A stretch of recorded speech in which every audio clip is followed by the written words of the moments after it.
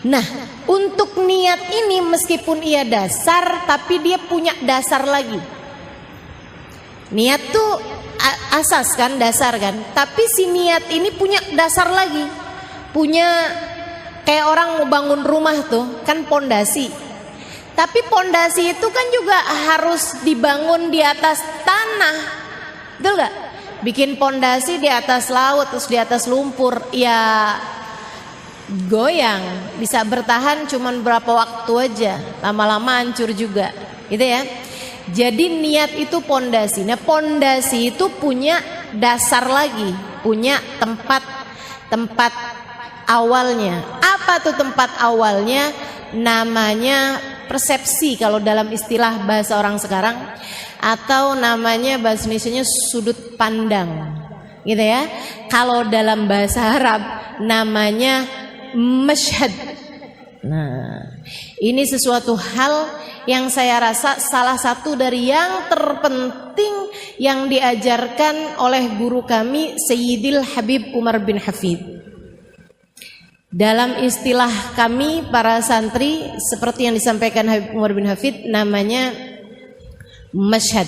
Atau kalau dalam istilah yang lebih familiar di telinga kita, namanya adh-dhann, namanya persangkaan. Ini yang katanya Nabi Muhammad sallallahu alaihi wasallam, khaslatan laisa fawqahuma syai'un minal khair, husnudzan billah wa husnudzan bi ibadillah, wa khaslatan laisa fihima syai'un minasyarr, su'udzan billah wa su'udzan bi ibadillah.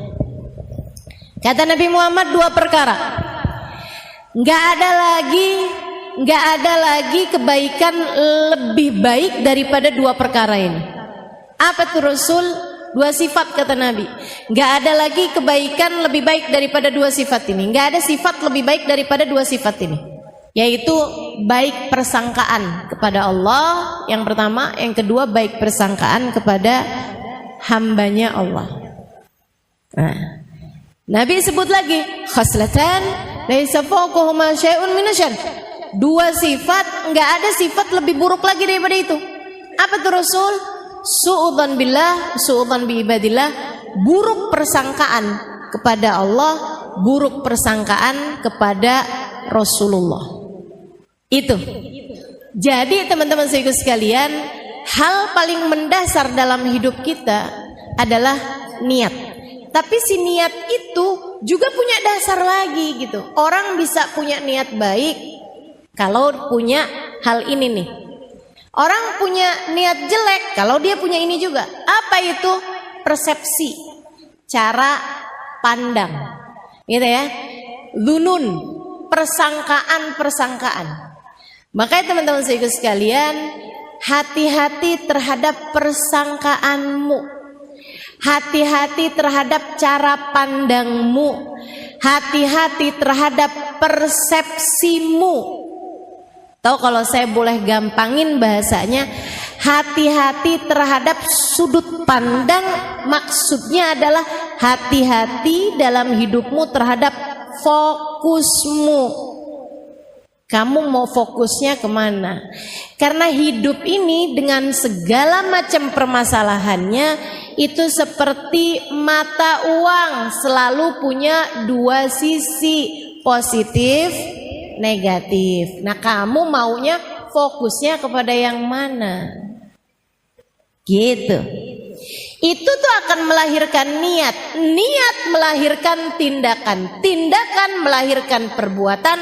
Perbuatan melahirkan kebiasaan. Kebiasaan melahirkan karakter dalam hidupmu, menjadikan hidupmu ini hidup yang kayak gimana gitu. Semuanya tuh bermula dari niat, teman-teman saya sekalian. Kalau teman-teman lihat Halimah Al-Idrus punya karakter. Apa karakter saya? Ustazah. Kan begitu? Halo?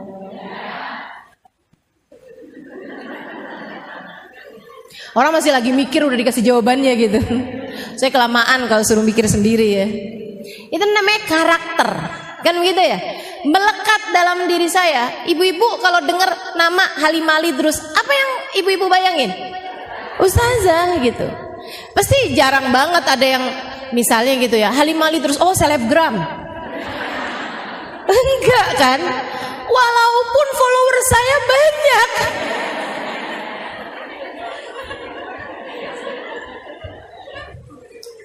Walaupun follower saya di Instagram banyak, tapi nggak ada orang nyebut saya sebagai seorang selebgram. Nggak ada gitu. Orang tuh udah erat kaitannya Halimali terus ustazah gitu.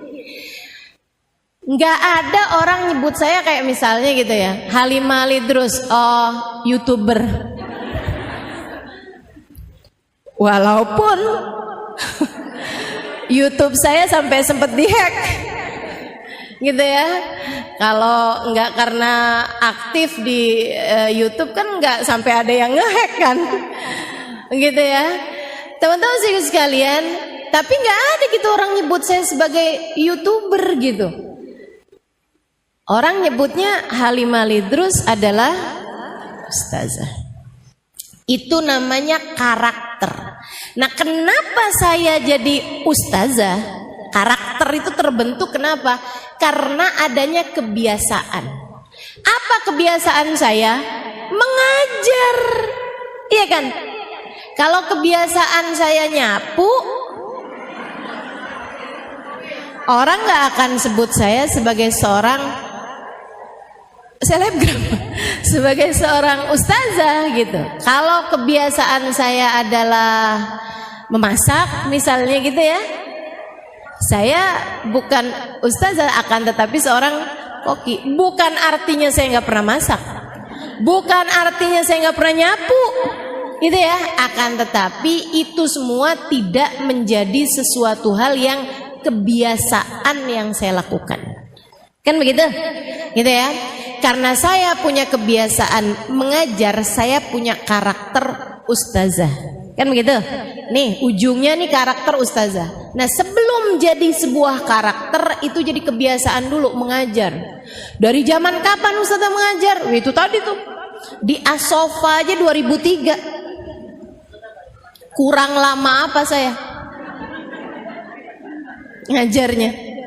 Dan itu bukan kali pertama saya ngajar di tempatnya Ustazah Fatimah Segaf nih teman-teman, yang waktu itu belum jadi ustazah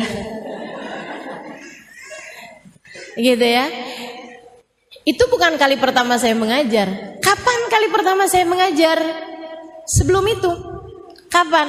Tahun awal kali saya diminta mengajar itu justru oleh seorang perempuan yang saya rasa paling banyak mengubah hidup saya, Hubabah Nur bintil Habib Muhammad bin Abdullah Al-Haddar.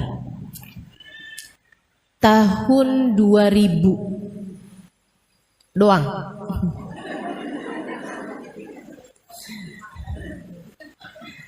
Tahun 2000 atau 1999, gak inget malahan ini ya. Iya sekitar segitulah. Saya rasa 1999 itu kejadiannya ya. Saya ingat banget jadiannya, sama kayak halnya Kak Emma ingat saat saya pertama kali diminta untuk mengisi kajian di rumahnya gitu ya. Itu teman-teman saya sekalian, mohon maaf saya sih lupa. Saya lupa. Tapi kan setiap orang itu punya momen-momen tersendiri yang dia tidak akan pernah melupakan. Gitu kan ya? Teman-teman juga mungkin ingat pertama kali ketemu saya. Saya lupa. Enggak semua saya ingat pertama kali ketemu. Ustazah ketemu saya pertama kali kapan? Maaf ya. Lupa. Nah sekarang aja belum tentu ingat. Mudah-mudahan ingat semua ya. Ibu-ibu sekalian saya muliakan, saya ingat banget awal kali saya diminta mengajar. Itu pada tahun yaitulah 1999 akhir saya rasa ya. Ya saya berangkat ke Tarim itu tahun 1998. Usia saya waktu itu 19 tahun. Saya diajak oleh abang saya, belum ada Daruz Zahra. Belum ada Daruz Zahra. Dan saya belum kenal Habib Umar bin Hafid, Hubabah Nur, belum kenal sama semuanya. Abang saya ajakin saya, gitu ya, untuk nemenin dia pergi ke Tarim karena dia males mondok. Dia bilang dia nggak mau mondok, dia mau pergi ke Tarim tapi nggak mau mondok. Jadi dia mau tinggalnya di luar. Nah biar dia boleh tinggalnya di luar, itu dia harus punya alasan buat jagain adeknya, adek perempuannya, gitu ya. Sebab kalau yang dia ajak adek laki-lakinya, ya kenapa nggak dua-duanya mondok aja, gitu kan? Jadi dia bawalah adeknya ini yang perempuan ini. Saya tanyain, kenapa saya mesti ke sana? Saya itu lagi seneng-senengnya mondok. Waktu itu, saya udah mondok 8 tahun di Darul Lughah Dakwah. Hampir 5 tahun, kemudian di Al Anwar Sarang Rembang 3 tahun, sebelumnya lagi ada sempat belajar setengah tahun di atau Hidiyah Tegal Jawa Tengah ya.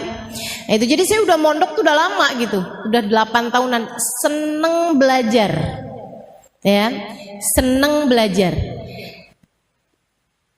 Itu tadi tuh, itu tuh ya, namanya itu karakter. Teman-teman saya sekalian, yang terbangun karena kebiasaan.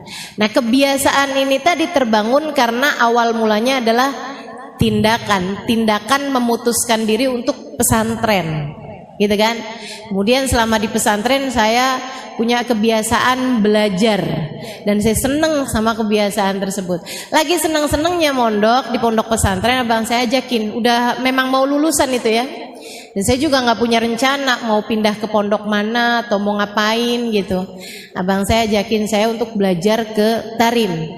Saya bilang, di Tarim ada apa bang?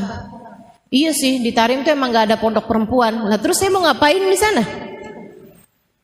Saya nggak tahu juga ada apaan ya di sana ya gitu. Tapi kan kamu nanti bisa saya iniin, bisa saya rekamin kajian-kajian gitu ya. Dia bilang nanti kamu bisa dengerin gitu. Tapi kayak nggak menjanjikan gitu ya. Saya jadi di Tarim tuh ngapain ya? Kamu bisa cuciin baju saya, masakin saya. Itu kayak agak jadi TKW bukan? Kayak nggak menjanjikan gitu. Dia bilang udah kamu bawa aja kitab-kitab kamu, jadi nanti kamu bisa pelajarin di sana. Lah kalau mau buat pelajarin aja kenapa jauh-jauh ke sana ya? Tapi terus dia ada satu kata yang membuat saya jadi oke, saya mau gitu nemenin dia ke Tarim. Dia waktu itu bilang Tarim itu kotanya Faqihil Muqaddam Muhammad bin Ali Ba'alawi. Dan saya dari sejak kecil itu abah saya kalau habis selesai baca ratib haddad ada selalu beliau tambahin dengan doa, ya Rabbana yasir lana umurana bijahi Sayyidina Muhammad bin Ali Ba'alawi gitu. Teman-teman juga mungkin ya banyak sering dengar doa itu, terutama kalau abahnya suka baca ratib gitu, bapaknya atau suka hadir acara-acara pembacaan ratib. Ya Rabbana yasir lana umurana bijahi Sayyidina Muhammad bin Ali Ba'alawi. Akhirnya saya putuskan oke. Saya rasa kayaknya saya udah deket gitu sama Sayyidina Muhammad bin Ali Ba'alawi ya. Jadi akhirnya saya putuskan untuk baiklah bismillah yuk kita berangkat. Berangkat di sana beneran ternyata belum ada pondok pesantren perempuan gitu ya. Yang ada baru Madrasah Daruz Zahra. Tapi waktu awal saya ke sana itu ada 2 orang yang tinggal di dalam madrasah tersebut. Karena dia tinggal tempatnya jauh, jadi ada 2 orang Arab tinggal di sana. Dan jadi saya itu kalau boleh dibilang tinggal pertama di Daruz Zahra itu perempuan ketiga. Perempuan ketiga yang tinggal di Daruz Zahra ya. Dan juga perempuan pertama yang dari Asia yang tinggal di pondok pesantren Daruz Zahra. Bukan yang datang ke Tarim untuk belajar. Kalau yang datang ke Tarim untuk belajar, Ustazah Amirah duluan dari saya. Ustazah Amirah tuh di Tarim sebelum ada Daruz Zahra tuh. Makanya beliau tidak belajar di Daruz Zahra pondok pesantren, tapi belajar di Madrasah Daruz Zahra dan banyak tinggal bersama dengan guru kita, guru kami yaitu Hubabah Nur. Ya, makanya luar biasa tuh langsung sama Hubabah Nur, Ustazah Amirah itu. Teman-teman sih sekalian, saya pun mulai tuh sering datang ke Daruz Zahra gitu ya. Nggak ngerti pertamanya.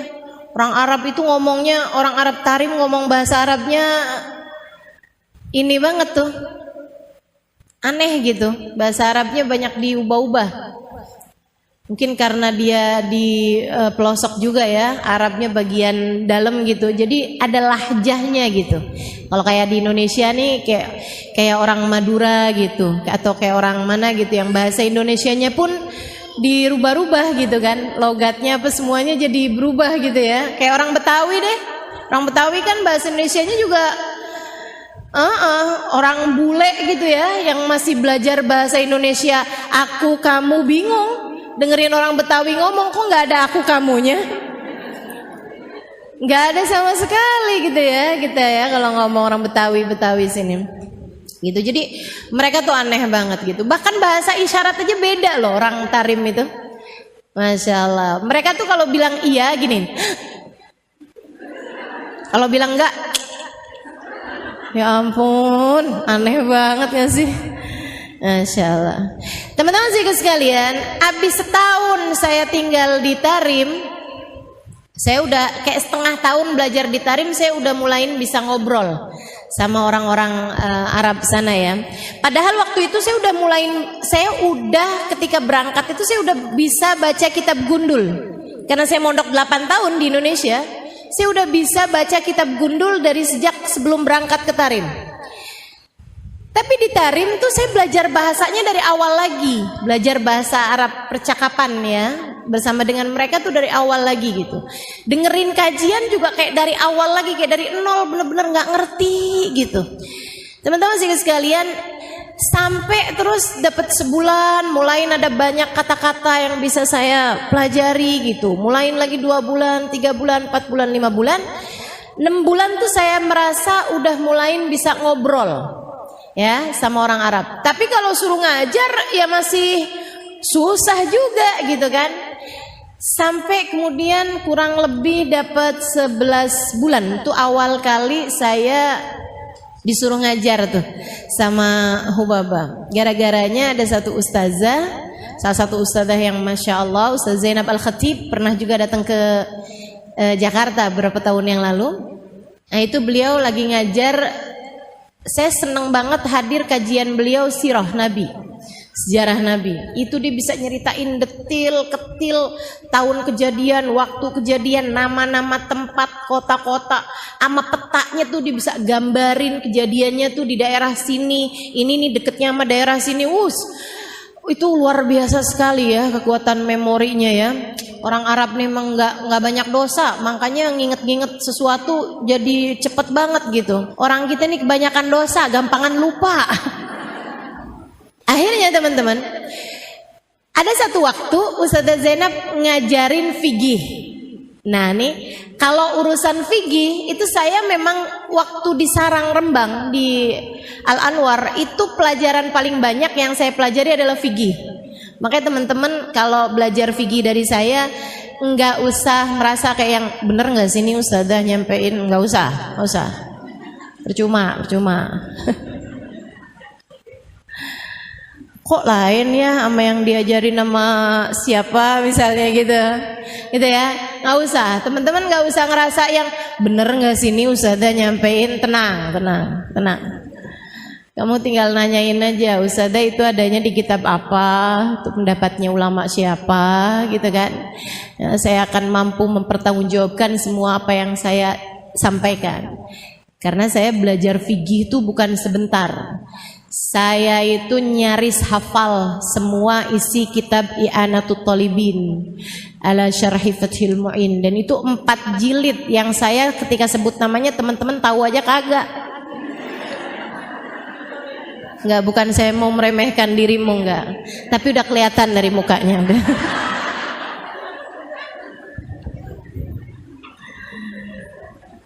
Jadi orang kalau belajar fikih itu di pondok-pondok pesantren itu ada tingkatan-tingkatannya ya. Biasanya tingkatan yang paling tinggi itu kitab namanya Fathul Mu'in. Nah, kitab Fathul Mu'in tuh kitabnya sekian nih tebelnya. Sekitar 1,5 cm lah. ya kitabnya, ketebalannya. Itu tuh kalau udah kayak hafal isi kitab itu tuh lulus, udah. Nah, kitab Fathul Mu'in itu ada kitab syarahnya. Kitab syarah tuh kitab yang menerangkan maksud dari kitab Fathul Mu'in dan juga penjabaran pendapatnya ulama dan lain sebagainya mengenai hukum tersebut gitu. Nama kitabnya I'anatul Thalibin, 4 jilid segede-gede gini nih. Jadi kalau kamu bawa tuh segini. Itu saya hafal isi kitab I'anatul Thalibin waktu itu, zaman itu, umur saya 19 tahun. Jadi nggak usah khawatir teman-teman, kalau saya menyampaikan hukum kepadamu, saya akan mampu mempertanggungjawabkan semuanya. Kenapa Ustazah bisa hampir hafal semua isi kitab I'anatul Thalibin pada waktu itu? Karena saya senang belajar. Ya, senang belajar. Saya bukan orang yang rajin belajar. Saya hanya orang yang jatuh cinta pada ilmu. Saya senang belajar. Dan itu modal banget sih. Jadi kalau kamu punya anak gitu ya, apa hal yang harus kamu tanamkan kepada anak-anak kamu adalah rasa senang belajar. Rasa senang belajar, menjadikan belajar itu sesuatu yang menyenangkan gitu buat mereka. Itu bisa ditanamkan ya. Ketika mondok di Darul Lughah wa Dakwah awal kali itu, saya banyak ketemu sama orang-orang yang membuat saya terkagum-kagum dengan keilmuannya dan membuat saya jadi kayak yang saya kepengen nih jadi kayak mereka gitu. Dari situlah kemudian timbul rasa minat, keinginan untuk menjadi seseorang yang bisa menguasai banyak ilmu seperti mereka gitu. Kayaknya enak nih kalau saya pinter kayak gitu, enak nih gitu. Jadi akhirnya saya seneng belajar, saya seneng tahu sesuatu tuh, saya seneng banget. Balik lagi ke Tarim. Jadi akhirnya saya tinggal di Tarim tuh. Ustazah Zainab lagi ngajarin fikih. Ada satu pembahasan Ustazah Zainab. Ustazah waktu itu bahas masalah wudu teman-teman. Pas pembahasan tentang tartibul wudu, syaratnya wudu, rukunnya wudu, salah satunya adalah tartib. Tartib definisinya an la yuqaddam adu ala adu, gitu ya, tidak mendahulukan satu rukun dari satu rukun, tidak mendahulukan satu anggota tubuh dari anggota tubuh yang lain untuk dibasuh. Gitu, mesti yang muka dulu, habis muka selesai baru tangan. Jadi kalau teman-teman wudunya itu di pancuran, terus bilang kayak gini nih, nawaitul wudu li rafil hadasil asghar lillahi ta'ala, Allahu akbar sekalian semuanya gitu. Gitu ya. Itu enggak sah, yang sah cuman mukanya doang. Gitu. Nah, habis selesai kajian, itu Ustazah Zainab ditanyain tentang orang yang nyelam, tentang orang berenang. Kalau orang nyelam gitu kan, niat nih pas lagi nyelam pertama tuh nawaitul wudu lillahi ta'ala gitu. Nyelam doang tuh set gitu. Habis itu terus berdiri lagi gitu kan. Maksudnya habis itu terus mentas gitu dari air gitu. Itu berarti wudunya sah nggak Ustazah gitu. Ustazah Zainab bilang nggak sah, yang sah cuman mukanya doang. Habis buka terus tangan gitu. Saya dengernya nggak gitu. Jadi saya pulang, saya bukain tuh kitab-kitab yang saya punya. Dari I'anatul Thalibin, ada lagi Baijuri dari tulisannya Syekh Ibrahim Al-Baijuri. Ada lagi kitab namanya Al-Ighna. Ada lagi kitab namanya Bujairami gitu. Beberapa kitab-kitab besar yang saya punya tuh saya buka-bukain bab tentang inghimas, tentang nyelam. Gitu ya, pembahasan ulama. Nyelam, kalau semua nyelam itu kan semua badan kita kan basah dengan air, walaupun hanya sepersekian detik gitu ya, itu wudunya langsung sah. Sebagaimana mandi juga langsung sah, meskipun hanya sepersekian detik kalau dibarengi dengan niat. Kenapa? Karena katanya mereka sulut tertib bidaqaik, gitu ya, sudah hasil tertib itu walaupun dengan hanya sepersekian detik gitu, udah jadi tuh, udah cepet bila hadat gitu, udah jadi gitu. Itu pembahasan para ulama. Saya tulis semuanya tuh, saya tulis pendapatnya para ulama di kitab ini gimana, pendapatnya para. Jadi semua pendapat-pendapat ulama tuh saya tulis, jadi saya satu makalah mengenai hukum inghimas. Hukumnya menyelam tadi itu ya, dalam hal keabsahannya wudu. Besokannya saya kasih lah itu kertas itu tadi yang udah jadi kayak makalah berlembar-lembar kepada Ustazah Zainab. Saya udah kenal sama beliau sekitar setahunan ya. Jadi saya bilang, Ustazah, ada hal yang mau saya sampaikan Ustazah. Dia bilang apa itu Halimah? Buka gitu kan. Saya bilang ini. Beliau buka gitu. Terus dia baca gitu. Terus dia gini. Tilli katabti. Saya bilang iya. Dia bilang kamu yang nulis ini. Saya bilang haa. Tifahim tilli katabti. Dia bilang kamu faham nih yang kamu omongin, yang kamu tulisin kamu faham. Saya bilang iya. Kamu paham gitu yang kamu tulisin? Saya bilang iya saya paham. Terus beliau bilang begini nih, jazakillah khair, jazakillah khair. Dia tuh kayak sambil ngeliatin muka saya gitu, kayak yang ini iya nggak sih gitu ya. Saat itu usia saya masih 19-an tahun, ya hampir 20-an tahun ya. Dan saya itu kurus kering, bibir pecah-pecah, susah buang air besar, iklan larutan. Tapi emang saya kurus banget teman-teman sekalian. Berat saya waktu itu 38 apa gitu. Dengan setinggi ini ya, jadi saya benar-benar tulang berbalut kulit gitu. Saya sampai suka digodain sama abang saya. Kata abang saya, untung kamu nih punya kulit. Kalau nggak punya kulit tulangnya berantakan. Ya Allah, sian bener. Akhirnya besokannya pas waktu istirahat siang, dia bilang gini sama saya, Halimah, dia bilang. Saya bilang lebek Ustazah Zainab. Dia bilang Halimah, Hubaba Nur da'atki. Hubaba Nur manggil kamu gitu. Kenapa nih ya? Kamu dipanggil Hubaba Nur. Kamu diminta buat datang ke rumahnya Hubaba Nur. Ya ampun, tuh saya deg-degan. Ada apa nih? Ya ampun, ada apa nih gitu. Saya datang ke tempatnya Hubaba Nur jam-jam 10-an ya, setengah 10 gitu.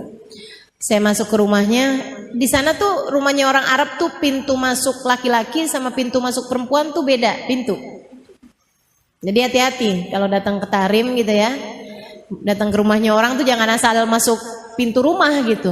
Itu selalu mereka tuh sekecil apapun rumahnya, pintu masuk laki-laki sama pintu masuk perempuan beda-beda. Gitu. Jadi kamu jangan sampai keliru masuk pintu laki-laki, kamu yang malu. Gitu ya. Kalau laki-laki masuk ke pintu perempuan, nanti perempuan yang di dalam malu. Karena mereka mungkin nggak pakai kerudung gitu kan, namanya di dalam rumah kan gitu. Itu. Jadi akhirnya saya udah ketuk pintu masuk ke rumah Hubaba Nur. Baru saya ketuk terus Hubaba Nur bilang, "Udkhuli Halimah, udkhuli." Dia udah tahu rupanya saya yang datang gitu. Beliau lagi sarapan, saya dikasih juga sarapan beliau, terus beliau bilang kuli Halimah kuli. Habis itu Hubaba Nur bilang kayak gini sama saya, "Halimah, kamu tahu kan saya itu beberapa waktu yang lalu kehilangan seorang guru pengajar fikih. Dia dari mana gitu sebutin namanya Mang Baba, dan dia harus pulang. Saya sedih bener. Karena saya tuh perlu banget perempuan ngajarin fikih gitu. Saya akhirnya jadi minta sama Allah. Saya jadi doa. Saya minta ya Allah, jangan biarkan saya sendirian dalam jalan dakwah ini. Bantu saya ya Allah, datangkan guru fikih untuk kami. Saya doa berapa waktu ini Halimah. Sampai terus kemarin Ustazah Zainab ngasih lihat sama saya tulisan yang kamu tulis tentang bab inrimas dalam masalah wudu. Saya ketika membacanya, saya tahu bahwa doa saya sudah diijabah Allah. Kamu adalah ijabah dari doa saya minta kepada Allah didatangkan guru fikih untuk kami.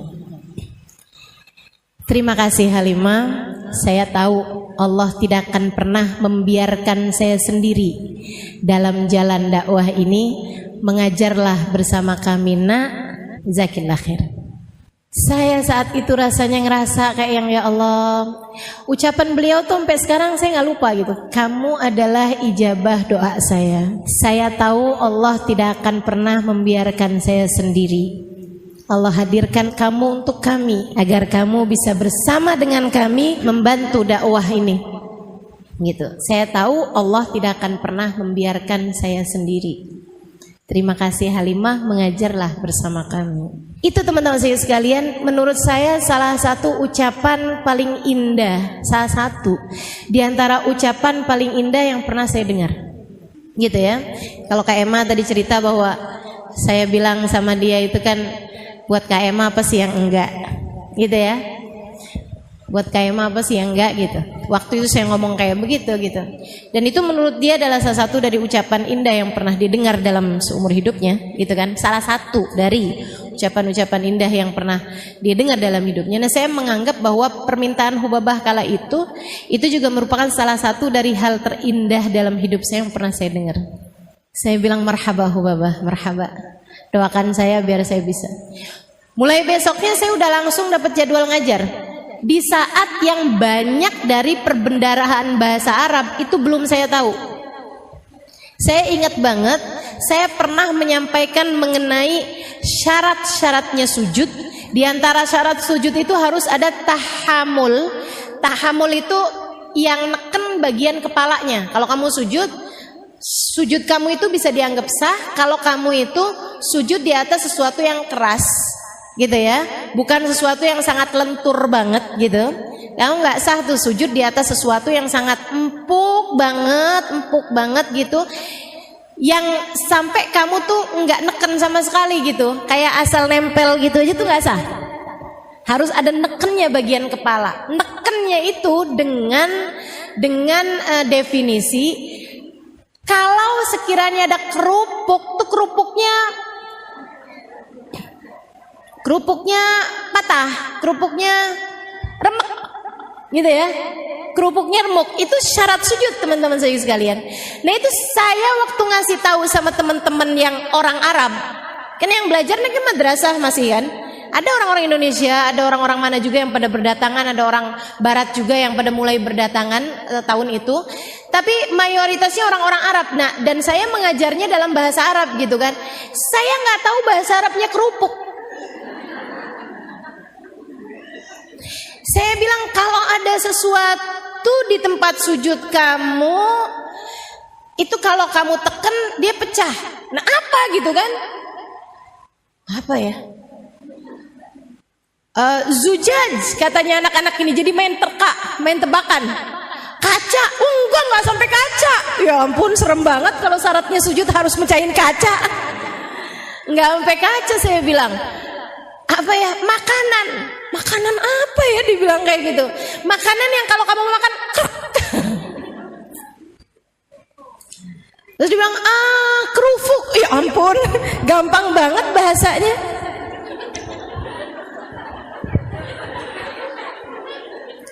Tahu gitu kan, saya tinggal ngomong kerupuk mereka ngerti ya. Kerubu dia bilang gitu. Ya ampun, tinggal dirubah doang. Paknya jadi bak. Bahasa Arabnya kerupuk adalah kerubu.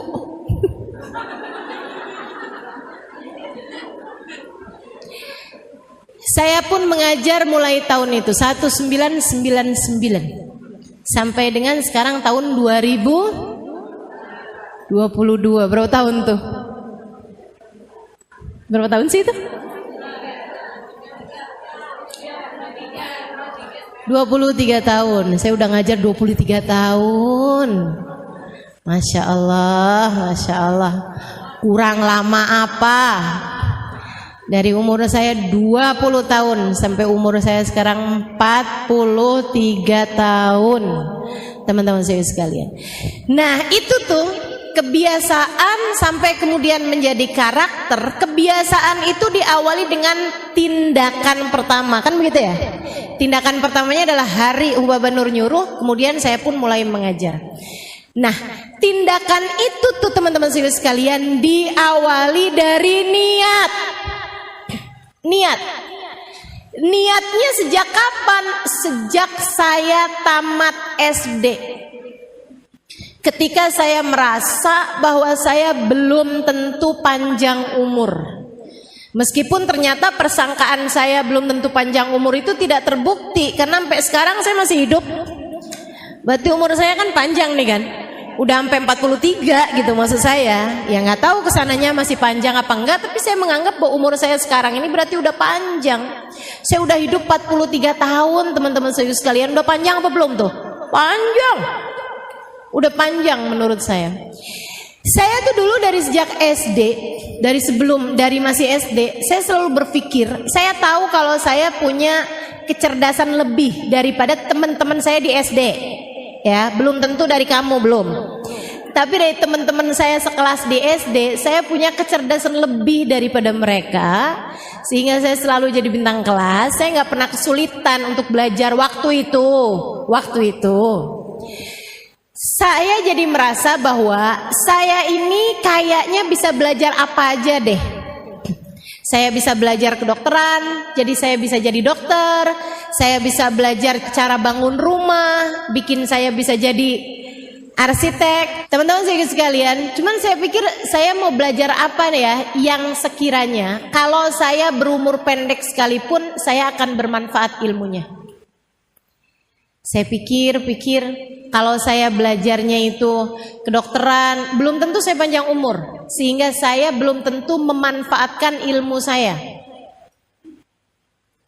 Kan panjang waktu belajarnya. Dan pula kalau saya ternyata mati sebelum jadi dokter, ilmunya jadi sia-sia. Saya pengen belajar sesuatu yang andai pun saya umurnya pendek, dalam kubur tuh saya nggak nyesel. Yang nggak lain nggak bukan, saya harus belajar ilmu agama. Dengan ilmu agama membuat saya jadi tahu menjalani kehidupan tuh mesti kayak gimana. Jadinya nanti di dalam alam kubur saya nggak nyesel. Gitu maksud saya. Ya kan?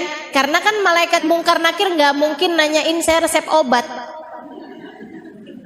Dokter Halimah, kalau kami nih para malaikat sakit kepala resepnya apa ya? Nggak mungkin kan? Nggak mungkin gitu loh. Nggak mungkin malaikat mungkar nakir akan diminta, coba silahkan gambarkan desainnya surga nih, kami lagi kebingungan mau bangun surga dengan desain seperti apa. Nggak mungkin.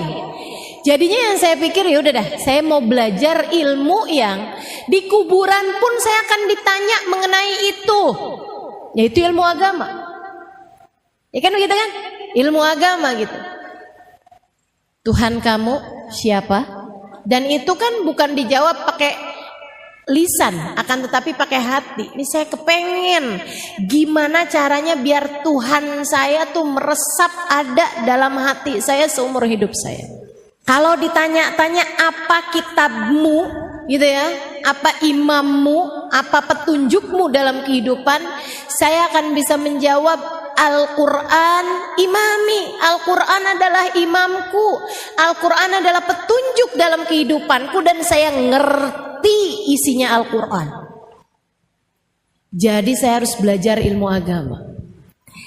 Itu sejak hari itu saya punya niat, teman-teman saudaraku sekalian.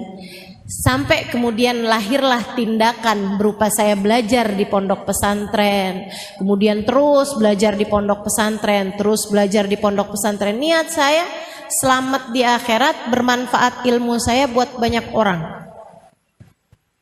Gitu. Sampai dengan saya mulai mengajar, sampai kemudian menjadi kebiasaan mengajar tersebut, sampai kemudian menjadi karakter seperti yang teman-teman tahu sekarang ini. Jadi kalau teman-teman sekarang nih mau ngerasa, wah saya nih dalam hidup nih kayaknya nih karakternya salah nih. Apa sih sebenarnya karakter yang kita harus bangun? Ya selain daripada saya seorang ustazah, mungkin yang lain kamu sebagai seorang apa, kamu seorang apa. Apa sebenarnya karakter wajib yang harus kita punya, teman-teman saya sekalian? Ini saya kasih tahu. Kita ini di atas muka bumi ini punya sebuah karakter yang harus kita punya. Semua dari kita ini mesti punya. Karakter apa itu? Karakter Abdullah. Karakter hamba Allah, ya, karakter ibadallah, karakter hamba Allah satu, yang kedua karakter umat Rasulullah, umatnya Nabi besar Muhammad. Karakter yang terbangun di atas kalimat La ilaha illallah Muhammad Rasulullah. Karakter la ilaha illallah, Allah Tuhan kita, dan itu karakternya Allah, karakternya kita hambanya Allah. Karakter Muhammad Rasulullah adalah Nabi Muhammad, Nabi kita, dan kita adalah umatnya Nabi Muhammad. Kan begitu teman-teman sekalian. Siapapun dirimu, siapapun diriku, siapapun kita sekalian, nih karakter kita adalah la ilaha illallah Muhammad Rasulullah, menjadikan kita hamba Allah, umat Rasulullah. Itu dia karakter kita. Nah, untuk karakter itu harus ada kebiasaan yang dibangun menunjukkan kamu adalah hambanya Allah. Kebiasaan. Kebiasaannya apa? Kebiasaannya yang Allah bilang, "Wa ma khalaqtul jinna wal insa illa liya'budun." Tidaklah aku ciptakan jin dan manusia selain untuk ibadah kepadaku, selain untuk menghamba padaku. Jadinya karakter kamu sebagai hambanya Allah dibangun di atas kebiasaan, yaitu ibadah. Ibadah pada Allah Subhanahu wa taala. Ibadah itu apa? Salat. Oh iya, betul. Sedekah. Iya. Apa lagi? Baca Quran. Iya. Oke, apa lagi? Hadir majelis. Ibadah apa bukan nih? Ibadah. Saya mengajar, ibadah apa bukan? Ibadah. Kemudian lagi nutup aurat. Ibu-ibu pakai bajunya ibadah apa bukan ibadah? Ibadah, karena menutup aurat. Begitu kan ya? Puasa. Ibadah, gitu kan ya? Di saat kamu lagi puasa, makan sahur, ibadah bukan? Makan buka, ibadah bukan? Ibadah. Di saat kamu lagi nggak puasa karena kamu sedang menstruasi, saat kamu lagi nggak puasa karena kamu adalah seorang istri yang suamimu sedang ada di kota, tinggal bersama dengan kamu, itu memang istri nggak sunnah buat sering-sering ibadah sunnah, ibadah puasa sunnah ya. Karena kan setiap kali ibadah puasa sunnah takut mengurangi hak suami dari dirimu gitu. Nah, kamu ketika enggak lagi puasa karena Allah, karena kamu melaksanakan perintah Allah untuk suamimu, dan karena kamu memang sedang dalam keadaan menstruasi misalnya, berarti kamu enggak puasa, ibadah apa bukan? Ibadah. Berarti kamu makan, ibadah apa bukan? Ibadah. Ketika kamu mau pergi majelis taklim, kamu naik mobil, ya kan ya? Mobilmu ini kemudian kehabisan bensin, kamu isi bensin, ibadah apa bukan? Kenapa bisa ibadah? Karena kamu ngisi bensinnya mau pergi ke majelis. Nah, kamu dapat duitnya itu, gitu kan ya, yang untuk kemudian kamu pakai buat ibadah, entah dari suami kamu, entah dari kamu bekerja, misalnya begitu ya. Berarti tuh kamu bekerjanya tersebut, entah kamu jualan online, entah kamu jadi penjahit, misalnya gitu ya, entah kamu dengan menjadi istri yang soleha, karena kalau saya nggak soleha nih nanti nggak dikasih duit bensin buat pergi ngaji nih. Berarti kamu ketika menjalankan tugas-tugas kamu yang untuk mendatangkan kehidupan duniawi, ibadah apa bukan ibadah? Ibadah. Dari situ kita tahu teman-teman saudara sekalian, kalau kamu niat hidupmu ini untuk ibadah kepada Allah, dan kamu dalam hari-harimu itu menjalankan karakter sebagai hamba Allah dengan memiliki kebiasaan-kebiasaan yang Allah Subhanahu wa taala ridho, kamu melakukannya, maka semua yang kamu lakukan dalam hari-harimu itu bernilai ibadah. Yang perlu kamu tegaskan terus-terusan dalam hidup kamu, dalam hari kamu adalah: satu, benerin niat; dua, jauhin maksiat. Itu melahirkan kebiasaan yang bagus. Dua hal tersebut teman-teman sekalian. Melahirkan kebiasaan yang bagus itu dengan dua hal tersebut itu.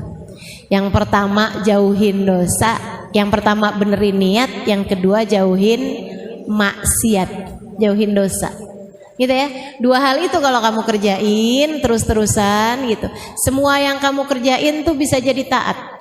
Semua yang kamu kerjain bisa jadi ibadah, dan itu enaknya jadi hambanya Allah. Kamu jangan kirain di hari akhirat nanti yang bakalan menuhin timbangan amal pahalamu tuh cuman sholat, sedekah gitu ya, hadir majelis ilmu, puasa, baca Quran gitu. Enggak, salah teman-teman saya sekalian. Kalau kamu mau tahu yang bisa menuhi timbangan amal kebaikanmu tuh semua hal.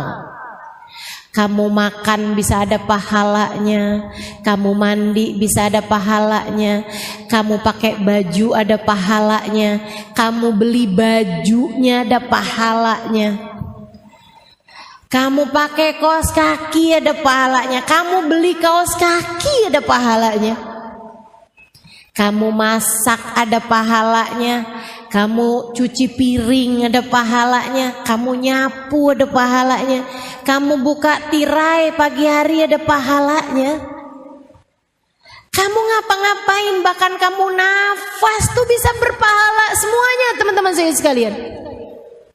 Itu dengan syarat, satu kamu bagusin niat, dua kamu jauhin maksiat, kamu jauhin dosa. Semua yang kamu kerjakan bisa ketulis di dalam catatan amal ibadah kamu nantinya. Jadi begitu ditimbang gitu kan ya, timbangannya nih bukan cuman urusan kebaikan-kebaikan sholat apa segala macam. Nah kalau urusannya kayak begitu pahala kita dikit loh. Betul apa enggak? Ibu kalau yang ditimbang di timbangan amal kebaikan tuh cuman sholat, emang kamu sholat berapa rakaat? Berapa lama sholatnya tiap hari? Hitung dah coba. Sholat duhur 5 menit, sholat asar 5 menit, sholat maghrib 3 menit, gitu ya. Sholat isya 5 menit, sholat subuh 2 menit. Hitung tuh coba. Ya ampun, gak nyampe 25 menit. Artinya gak nyampe setengah jam dari 24 jam waktu yang Allah berikan kepadamu. Belum lagi sholatnya, sambilan sholat sambilin mikir mau masak apaan habis gini ya. Emang iya gitu ada di timbangan amal kebaikan. Waduh kayaknya berat nih mau naroin kebaikan-kebaikan kita yang bisa ngeberatin biar bisa lebih berat daripada dosa-dosa kita. Gimana caranya nih biar bisa ngeberatin timbangan amal kebaikan? Jadikan semua perkara mubahmu sunnah. Ini pesan dari Sayyidil Habib Umar bin Hafid. Kata Habib Umar bin Hafid, al-mu'min ma yaf'alul mubah. Orang yang beriman tuh gak ngerjain perkara mubah. Kok bisa gitu Bib? Ya ngapain kamu ngerjain mubah? Kalau mubah itu bisa bernilai pahala ketika kamu ngebagusin niat dan ngebagusin caranya. Beliau gitu, kamu bagusin niat, kamu bagusin caranya, itu jadi berpahala teman-teman. Kamu makan, niat makannya biar gak lemes hadir majelis. Saya niat makannya biar saya gak lemes kalau ngajar. Ibu-ibu, kalau saya gak makan-makan, saya lemes loh. Emang dikirain kalau saya gak makan-makan gak lemes? Gitu ya, lemes saya. Tapi ibu-ibu harus tahu nih ya, harus tahu juga nih. Saya sering banget ditanya, Ustazah kok nggak pernah badannya nggak pernah XXL gitu. Meskipun sekarang ini udah M mengarah ke L ya ini. Dulunya saya SS. Dulunya. Ya kebayang aja gitu. Tinggi segini, berat badan saya 38. 39, 40 gitu kan. Aduh udah tinggal tulang aja tuh. Kalau teman-teman tanya sama saya kayak gitu ya, saya kasih tahu jawabannya. Karena saya nggak bisa ngajar dalam keadaan kenyang.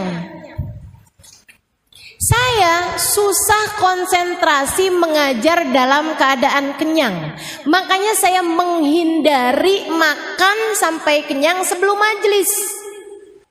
Jadi saya nggak berani makan kenyang sebelum majelis. Makanya saya nggak pernah XXL.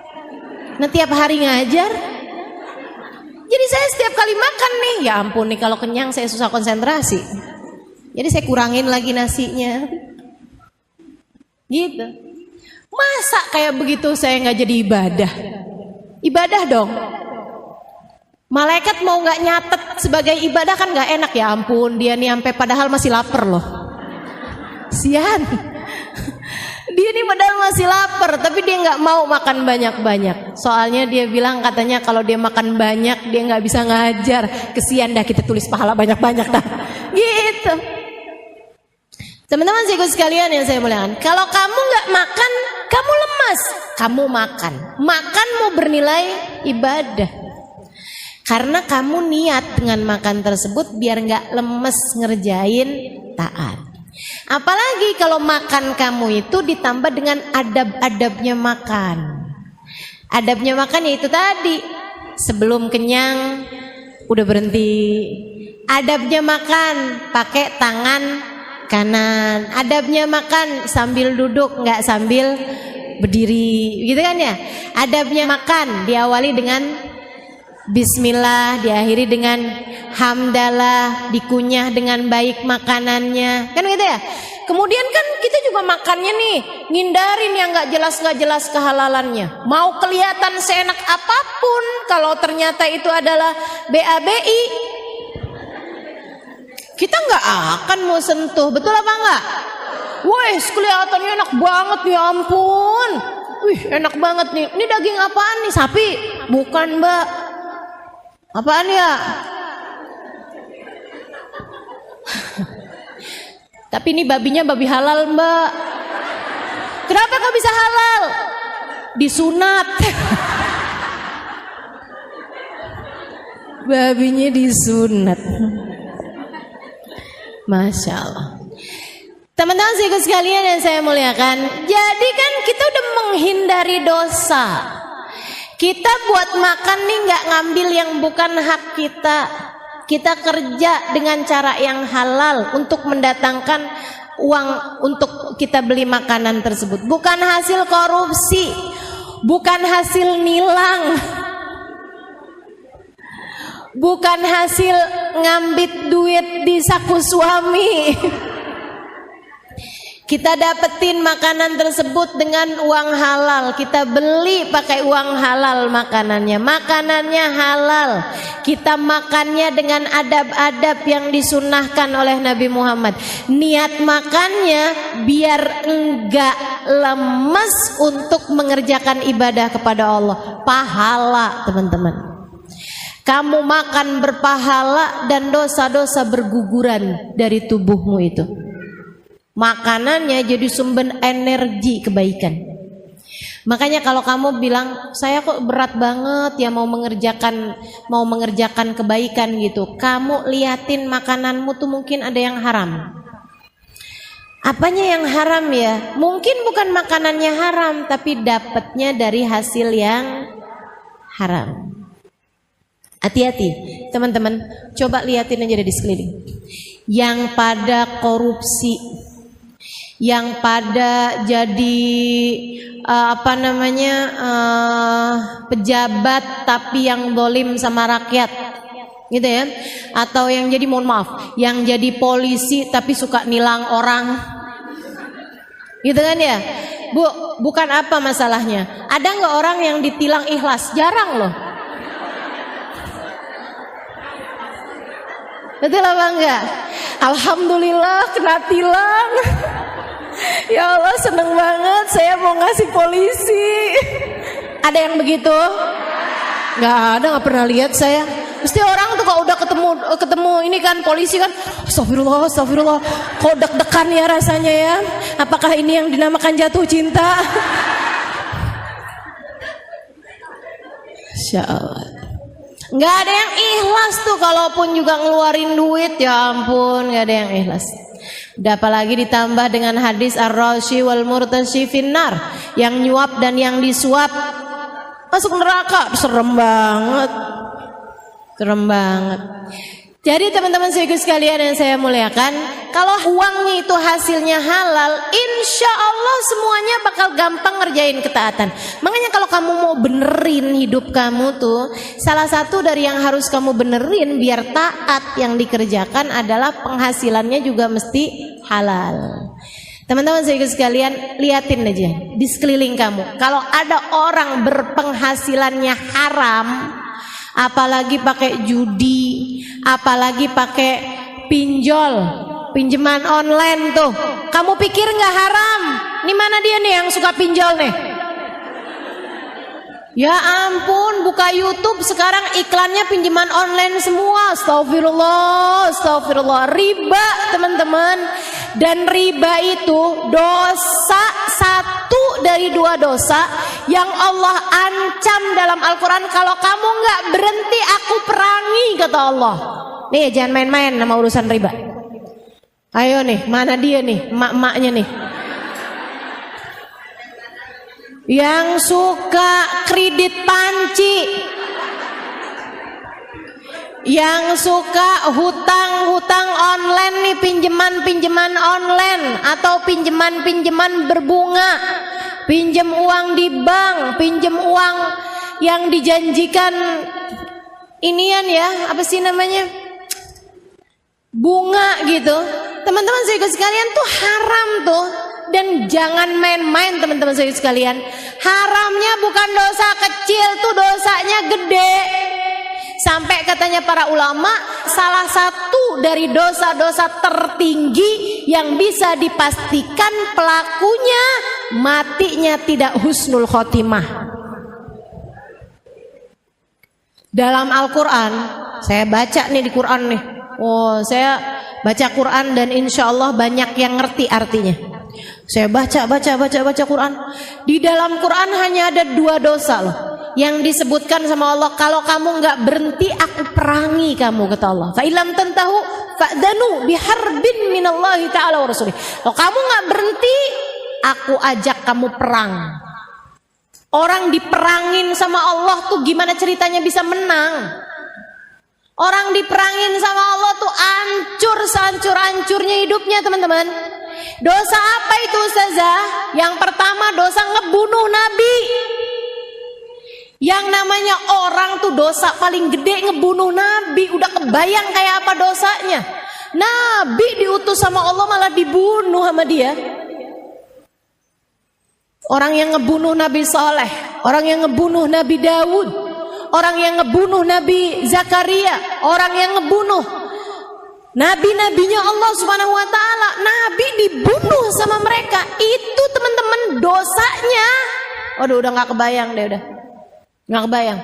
Dosa paling gede yang pernah ada di atas muka bumi ini ngebunuh nabi, kan begitu. Nah Allah bilang selain ngebunuh nabi ada satu dosa lagi yang Allah bilang kamu nggak berhenti aku perangi, kata Allah. Apa itu? Riba. Allah tuh habisnya bilang mengenai dosanya riba, Allah bilang fa illam tantahu fa'dhanu biharbin minallahi ta'ala wa rasulih.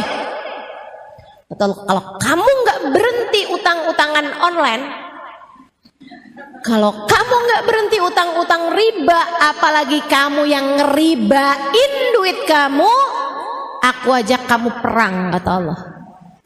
Aku kumandangkan genderang perang sama kamu, wa rasulih, dan aku ajakin Nabi Muhammad buat perangin kamu.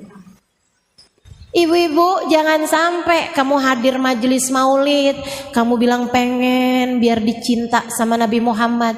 Kata Nabi Muhammad, gimana kamu bisa aku cinta? Kamu malah lagi aku perangin. Karena kamu ngutang-ngutangin duit sama umatku dengan bayaran gantian berupa bunga. Kamu jeret leher orang-orang dengan pinjaman-pinjaman dari kamu itu. Aku ajak perang sama kamu, gak usah nyari cintaku, kata Nabi. Aku perangin kamu selama ini. Gimana ceritanya? Jangan bilang, ya ampun saya tahajud, saya ibadah, saya ini, saya itu. Tapi kalau kamu masih ngerjain dosa satu ini teman-teman, percuma. Makanya saya beneran marah nih kalau saya terus-terusin nih. Dah buruan, kalau masih ada yang tersangkut urusan pinjaman online atau urusan pinjaman offline, ya pokoknya hutang piutang dengan riba. Mau kamu yang berhutang, apalagi kamu yang menghutangi, segeralah bertaubat kepada Allah Subhanahu wa taala. Tinggalin, cepetan, buruan. Sebelum kamu jadi kebiasaan, sebelum jadi karakter.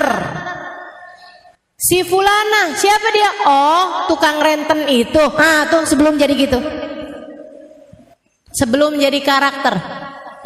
Buruan, segera taubat sama Allah Subhanahu wa taala sebelum datang ajal menjemput kamu. Udah teman-teman, nggak usah pakai habisnya ustazah kalau saya nggak pinjem-pinjeman kayak begitu tuh ustazah, saya nggak punya apa-apa. Udah mendingan gak punya apa-apa. Bu, jangan pernah lupa apa yang sering saya sampaikan sama ibu-ibu. Sesedikit apapun yang kamu punya cukup untuk membiayai hidupmu. Tapi sebanyak apapun yang kamu punya gak akan pernah cukup untuk membiayai gaya hidupmu.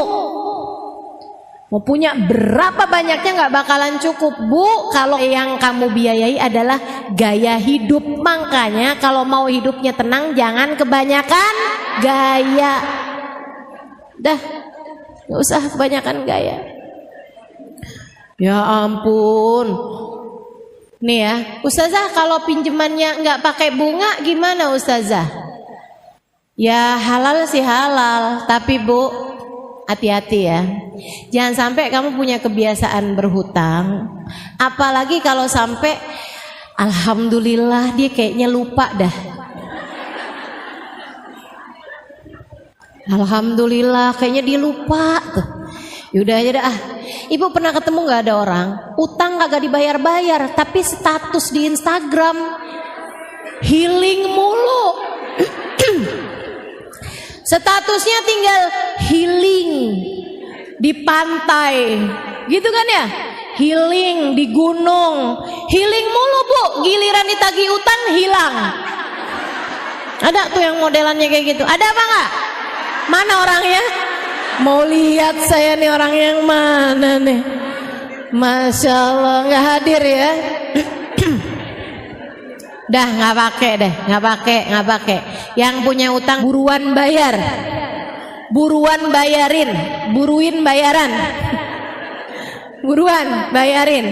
Jangan berani mati bawa utang Bu. Nabi aja nggak mau nyolatin. Sahabat kalau mati tuh, Nabi pertanyaannya satu, punya utang apa enggak?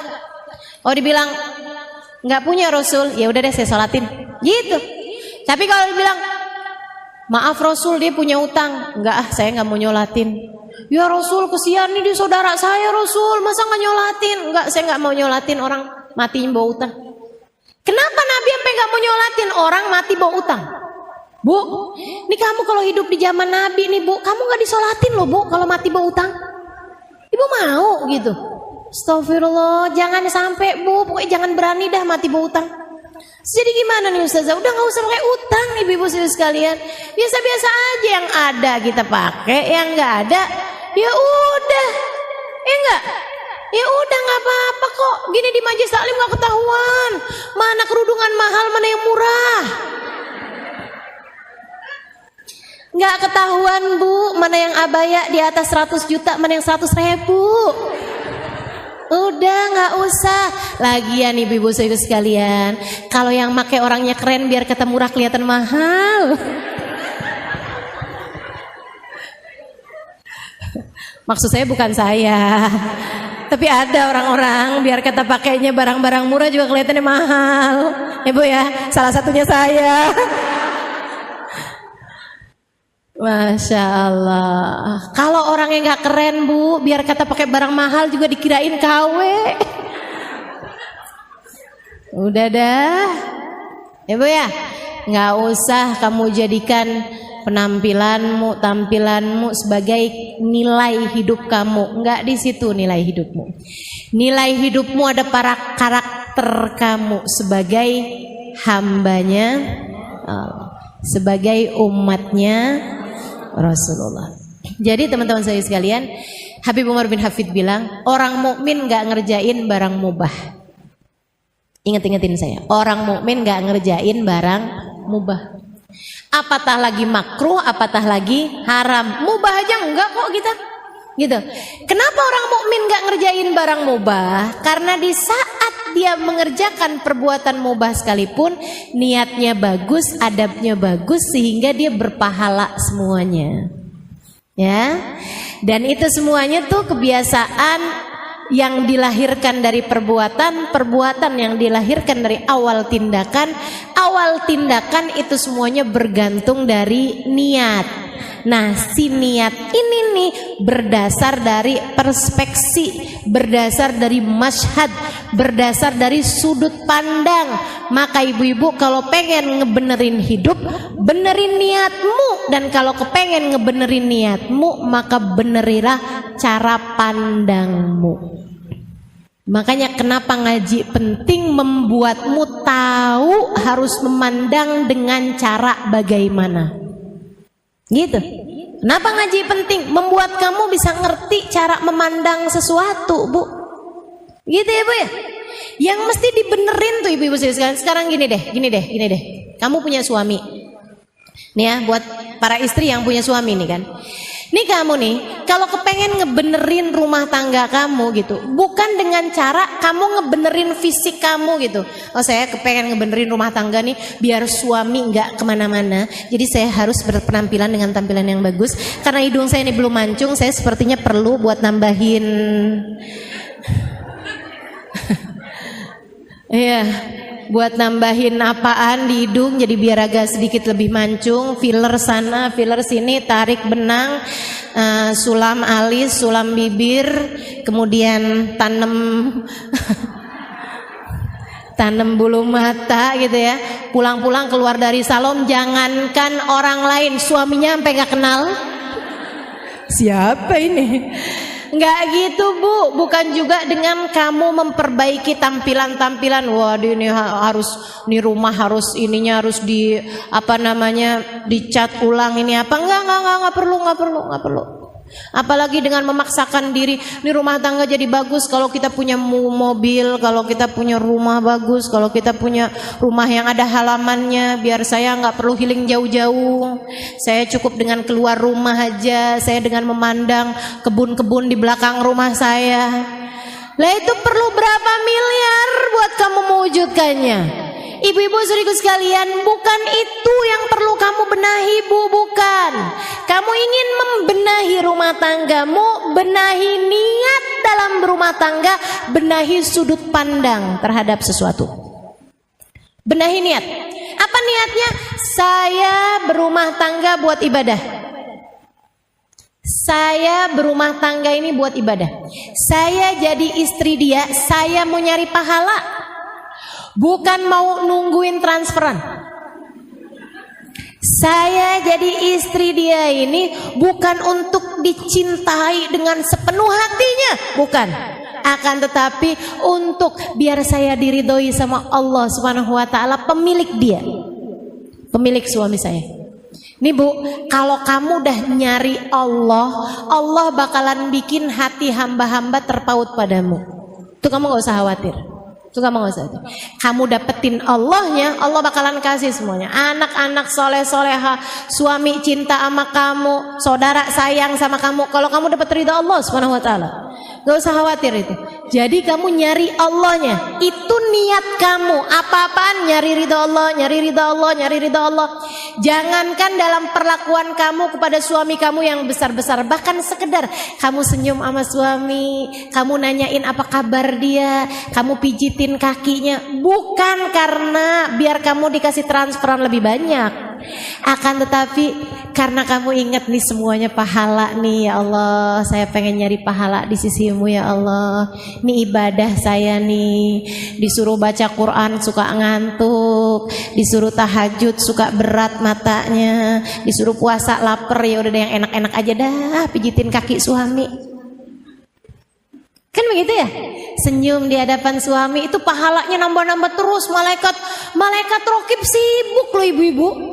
Jangan kamu kira di saat kamu tahajud, di saat kamu baca Quran gitu ya, saat itu aja malaikat tuh kemudian sibuk. Belum tentu nyatet pahala sholat kamu tuh semuanya kecatet. Apalagi sholat kamu masih gelambiar pikirannya kemana-mana. Tapi di saat suami kamu lagi datang, kemudian kamu senyumin, apa kabar, gimana tadi di luar, kok kamu senyum-senyum gitu, seneng jadi bini abang. Sehat-sehat ya bang ya. Ya ampun bang, mudah-mudahan abang panjang umur. Bang, abang tahu nggak bang, saya mau ngomong bang. Apaan kata suaminya? Bang, abang tahu nggak sih bang? Apaan sih, kamu mau ngomong apa sih? Abisnya saya pikir-pikir ya bang ya. Apaan? Kata suaminya, habis saya pikir-pikir ya bang ya, abang tuh hadiah Allah paling bagus dalam hidup saya bang.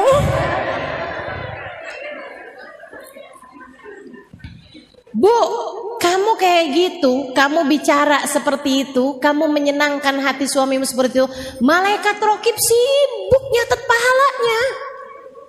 Jangan dikira enggak, banyak banget itu pahalanya. Itu yang harus kamu lakukan teman-teman saudaraku sekalian. Benahi niat, benahi sudut pandang. Ngelihat suami bukan sebagai Fulan bin Fulan, anaknya Pak Fulan, dia adalah ayah anak-anak saya. Enggak gitu lihatnya. Fulan bin Fulan dia adalah suami saya. Enggak gitu caranya. Akan tetapi dia adalah Fulan bin Fulan, hambanya Allah, umat Rasulullah yang Allah jadikan jalan surga saya dengan saya menyenangkan hatinya. Allah jadikan jalan ridho Allah buat saya adalah dengan keridhoan dia terhadap saya. Makanya kamu lihatnya udah deh tuh surga, jalan surga kamu di saat suami lagi menyenangkan. Ya ampun, emang surga dia mah adem, surga. Di saat dia lagi nyebelin, surga emang berat, surga berat. Hufatil jannah bil makarih gitu kan. Surga dikelilingi dengan perkara yang tidak menyenangkan, kata Nabi Muhammad gitu. Dia emang bener, kata Nabi itu bener dah pokoknya. Ada dalilnya segala. Itu namanya ngebenerin sudut pandang. Dalam segala macam hal, kamu ngelihat anak-anak kamu, jangan sebagai Fulan bin Fulan anak saya, Fulan bin Fulan anak suami saya. Gitu ya? Bukan kayak begitu, Bu. Ini anak saya nih, dia harus melanjutkan kehidupan saya. Saya dulu mau jadi ustadzah nggak bisa, sekarang dia harus jadi ustadzah. Waduh. Saya dulu mau jadi pramugari, kalah tinggi. Sekarang nih dia harus jadi pramugari. Waduh. Saya dulu mau jadi dokter, tapi nggak bagus nilainya, kurang pinter saya, jadi nggak diterima. Anak saya harus jadi dokter. Apa maksudmu? Kamu kok segitunya merasa berkepemilikan? Nggak gitu. Nanti yang beneran punya marah kepadamu. Kok ngaku-ngaku sih kamu? Siapa yang beneran punya anak kita? Allah. Anak kita punyanya Allah. Anak kita punyanya Allah. Sama suami kita punyanya Allah. Jangan sok-sok ngaku-ngaku.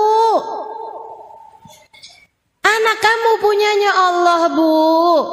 Katanya Allah, aku tidak menjadikannya milikmu. Ia bukan aku beri kepadamu. Ia adalah amanat yang harus kamu jaga, dan kamu harus mengembalikannya kepadaku. Makanya tugas orang tua adalah mengenalkan Allah dan Rasulnya kepada anak-anaknya. Mengenalkan kasih sayang Allah dan Rasulnya lewat kasih sayang orang tua tersebut kepada anak-anaknya. Itu tugas orang tua. Ini namanya ngebenerin sudut pandang, teman-teman. Ini namanya ngebenerin dhon, ngebenerin persangkaan kamu harus sesuai dengan kenyataan. Dia itu siapa? Kan begitu ya? Anak kamu nih siapa? Nah ini kan kalau kamu bilang, ini anak saya, punya saya, lahir dari rahim saya. Oke, lahir dari rahim kamu benar, tapi punya kamu, tunggu dulu, benar apa enggak? Emang kamu ikutan bikin hidungnya? Oh, hidung kamu aja pesek, hidung dia mancung. Kamu gak ikut-ikutan bikin hidungnya, bikin mulutnya, apalagi nentuin garis nasibnya. Gak ada, kamu gak ikut-ikutan. Berarti bukan punya saya. Punya siapa? Punyanya Allah yang nyiptain dia. Ini namanya ngebenerin dhon, ngebenerin persangkaan. Persangkaanmu harus sesuai dengan kenyataan, sehingga kamu bisa selalu husnudzon kepada Allah, dan kemudian kamu jadinya husnudzon kepada hamba-hambanya Allah. Kalau kamu bagus persangkaannya, ngelihat semua orang nih hambanya Allah, saya jadinya husnudzon terus. Saya nih kalau ngelihat teman-teman ini kan semua hambanya Allah, saya jadinya husnudzon terus. Ada ngelihat orang yang semangat belajarnya, Masya Allah, ya Allah, nih calon-calon orang-orang soleha. Masya Allah, solehah-solehahnya hamba-hambamu ya Allah. Saya udah ngomong lebih dari sejam nih, masih pada dengerin. Masya Allah, solehah-solehah. Allah subhanahu wa ta'ala. Bagus persangkaan saya. Kenapa? Karena saya punya husnudzon kepada Allah. Bahkan saya ngeliat di pojokan ngantuk, Masya Allah, begitu tenangnya hatinya. Orang kalau nggak tenang nggak ngantuk, Bu. Betul apa enggak? Amanatan nu'asan kata Allah, yaghsha taifatum minhum. Makanya saya nggak pernah sakit hati kalau ada yang tidur. Masya Allah, begitu tenang hatinya. Berarti majelis saya nih ditulurin ketenangan dari Allah SWT, sampai bikin dia ngantuk di pojokan. Masya Allah, Masya Allah, luar biasa. Kenapa saya bisa husnudzon? Ngelihat yang semangat saya husnudzon, ngelihat yang ngantuk saya husnudzon, karena cara berpikir saya bagus, gitu ya. Karena saya bisa memperbaiki persepsi, karena saya bisa memperbaiki dhon, bisa ukabbirul masyhad, kata Sayyidil Habib Umar bin Hafid, bisa membenahi sudut pandang, bisa memperbagus masyhad, memperbagus cara kita melihat terhadap sesuatu, cara berpikir terhadap sesuatu. Maka sekali lagi, inti semuanya nih, kalau teman-teman udah bisa dapat garis merahnya alhamdulillah kan. Tapi jika tidak nih saya bantuin teman-teman. Kalau kamu ingin memperbaiki hidupmu, maka cara nomor 1 dalam memperbaiki hidup adalah memperbaiki niat. Dan cara memperbaiki niat adalah memperbaiki persepsi, memperbaiki cara pandang, memperbaiki masyhad, memperbaiki cara kamu berpikir, memperbaiki persangkaan kamu, ya, sehingga kamu selalu husnudzon kepada Allah, husnudzon kepada hamba-hambanya Allah Subhanahu wa taala. Bagus persangkaan kamu, bagus masyhad kamu, bagus persepsi, bagus sudut pandang kamu, melahirkan niat yang bagus. Niat yang bagus melahirkan tindakan yang bagus. Tindakan yang bagus jika dilakukan berketerusan membuat kamu perbuatan-perbuatannya bagus. Perbuatan-perbuatan bagus yang kamu terus-teruskan akan berubah menjadi sebuah kebiasaan. Kebiasaan yang bagus melahirkan sebuah karakter. Nah, karakter kita di atas muka bumi ini tidak lain tidak bukan adalah hamba Allah. Ada surga. Saya ingat beberapa tahun lalu saya ada berziarah, berkunjung kepada salah satu guru saya, Habibana Zain bin Smith, Madinah. Luas, luar biasa, ibadah luar biasa. Habis selesai baca zikirnya bersama dengan kami, kisah-kisah orang-orang soleh sama anak-anaknya. Ada tamu, beliau akan temuin tamu. Yang diceritakan adalah hal-hal yang berbau ilmu, hal-hal yang bernilai ibadah, hal-hal yang mendekatkan orang pada Allah Subhanahu wa taala. Mendoakan orang lain.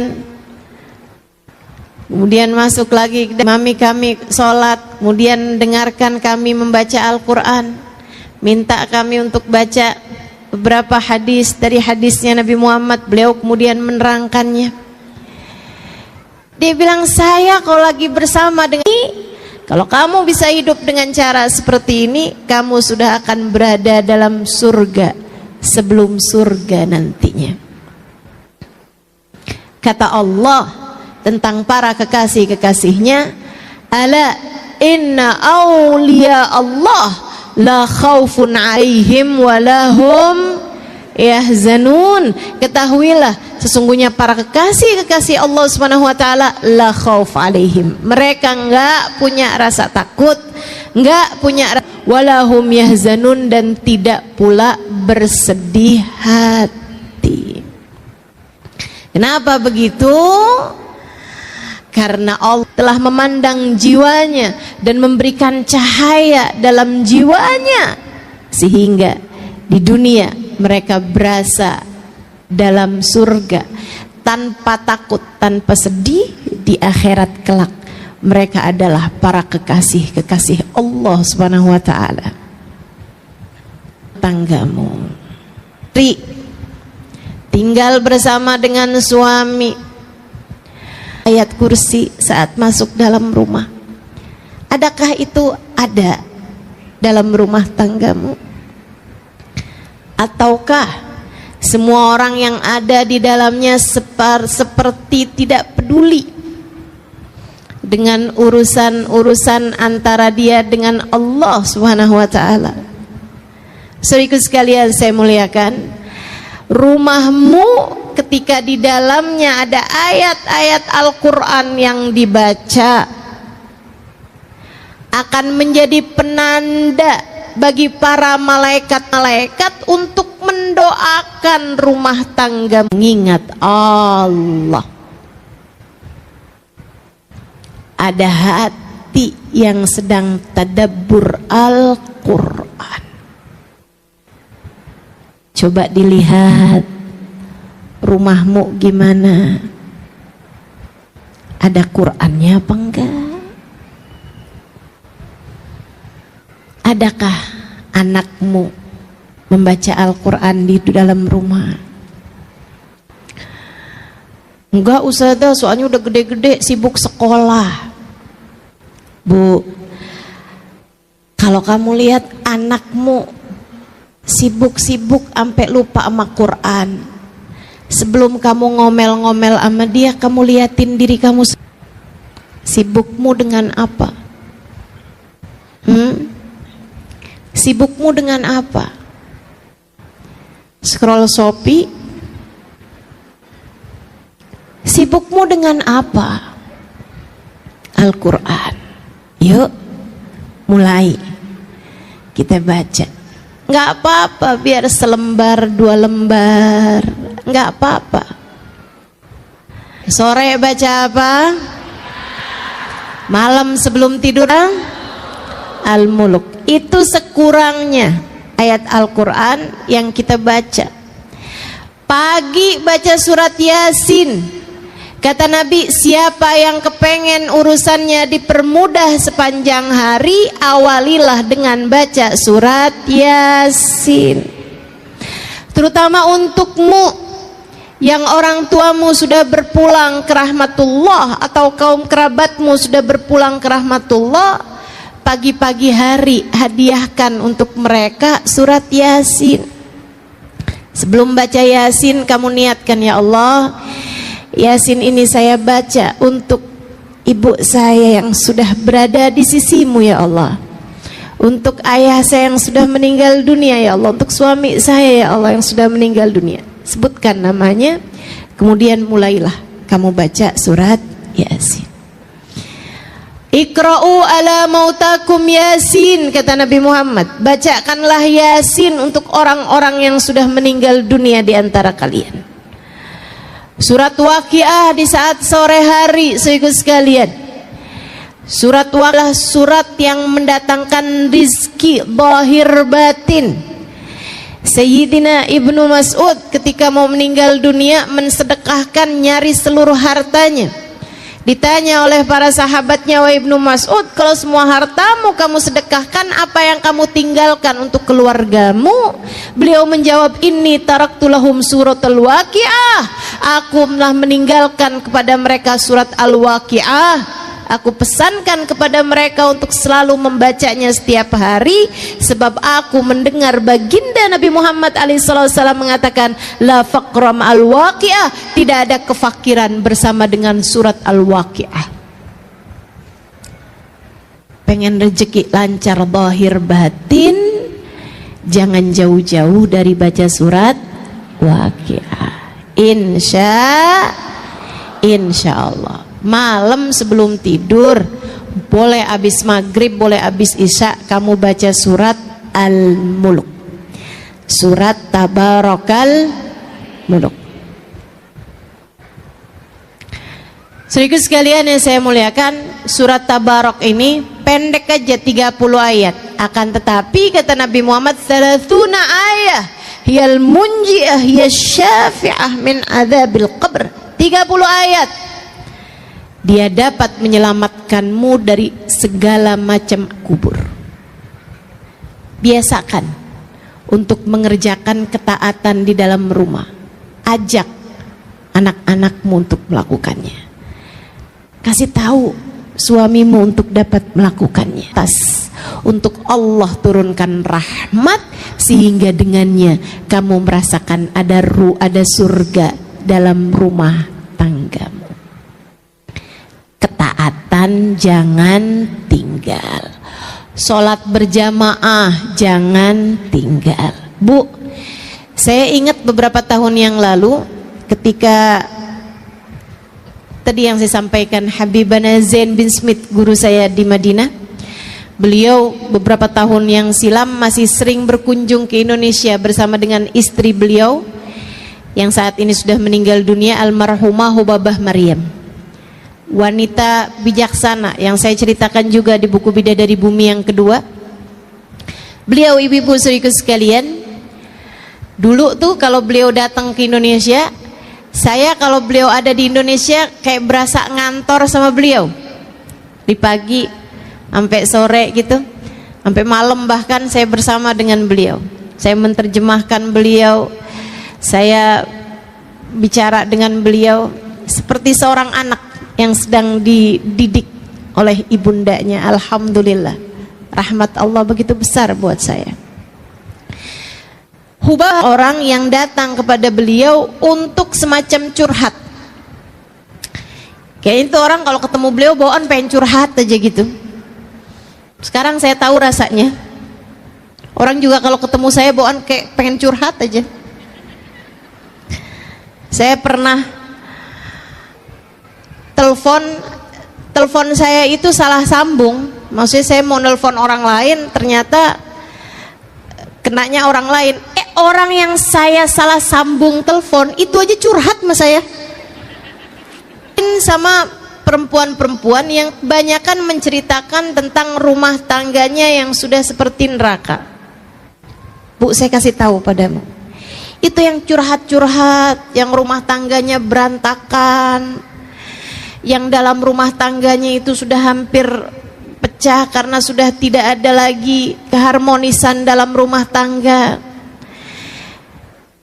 dengan segala macam keruwetan, permasalahan-permasalahannya, dari suami yang selingkuh, istri yang jatuh cinta dengan laki-laki yang lain, atau bahkan terjerumus kepada hal-hal yang dosa, atau suami yang kemudian jadi dekat dengan narkoba dan seterusnya. Permasalahan-permasalahan yang sangat banyak dalam rumah tangga membuat saya yang waktu itu baru menikah beberapa bulan jadi mikir gitu, apa nggak salah keputusan yang saya ambil ini ya. Saudara sekalian, namun subhanallah, dari setiap kali saya menerjemahkan Hubabah, karena masalahnya mereka curhat pakai bahasa Indonesia, Hubabanya nggak ngerti bahasa Indonesia. Hubaba jawab pakai bahasa Arab, orang yang dicurhatin kagak ngerti. Jadinya mau nggak mau saya yang harus jadi penterjemahnya gitu. Saya terjemahkan kata per kata, bahkan saya terjemahkan kalimat per kalimat. Tiap Hubaba bisa saya ngomong langsung saya terjemahin, dia ngomong saya terjemahin gitu terus seperti itu. Sehingga sekalian saya muliakan, dari begitu banyak pertanyaan-pertanyaan yang ditanyakan balik oleh Hubaba, saya membuat satu kesimpulan. Ada satu pertanyaan yang selalu ditanyakan sama beliau, kalian di rumah sholat berjamaah apa enggak? Dan subhanallah, jawabannya selalu saja tidak. Hubaba tanya balik, tapi kalian sholat? Sholat. Jadi rupanya yang punya banyak permasalahan dalam rumah tangga adalah orang-orang yang di dalam rumahnya tidak. Nah, untuk niat ini meskipun ia dasar, tapi dia punya dasar lagi. Niat tuh asas kan, dasar kan. Tapi si niat ini punya dasar lagi. Punya, kayak orang mau bangun rumah tuh kan pondasi. Tapi pondasi itu kan juga harus dibangun di atas tanah. Betul gak? Bikin pondasi di atas laut terus di atas lumpur, ya goyang, bisa bertahan cuman berapa waktu aja, lama-lama hancur juga, gitu ya. Jadi niat itu pondasi. Nah, pondasi itu punya dasar lagi, punya tempat awalnya. Apa tuh tempat awalnya? Namanya persepsi kalau dalam istilah bahasa orang sekarang, atau namanya bahasa Indonesianya sudut pandang, gitu ya. Kalau dalam bahasa Arab namanya masyhad. Nah, ini sesuatu hal yang saya rasa salah satu dari yang terpenting yang diajarkan oleh guru kami Sayyidil Habib Umar bin Hafid.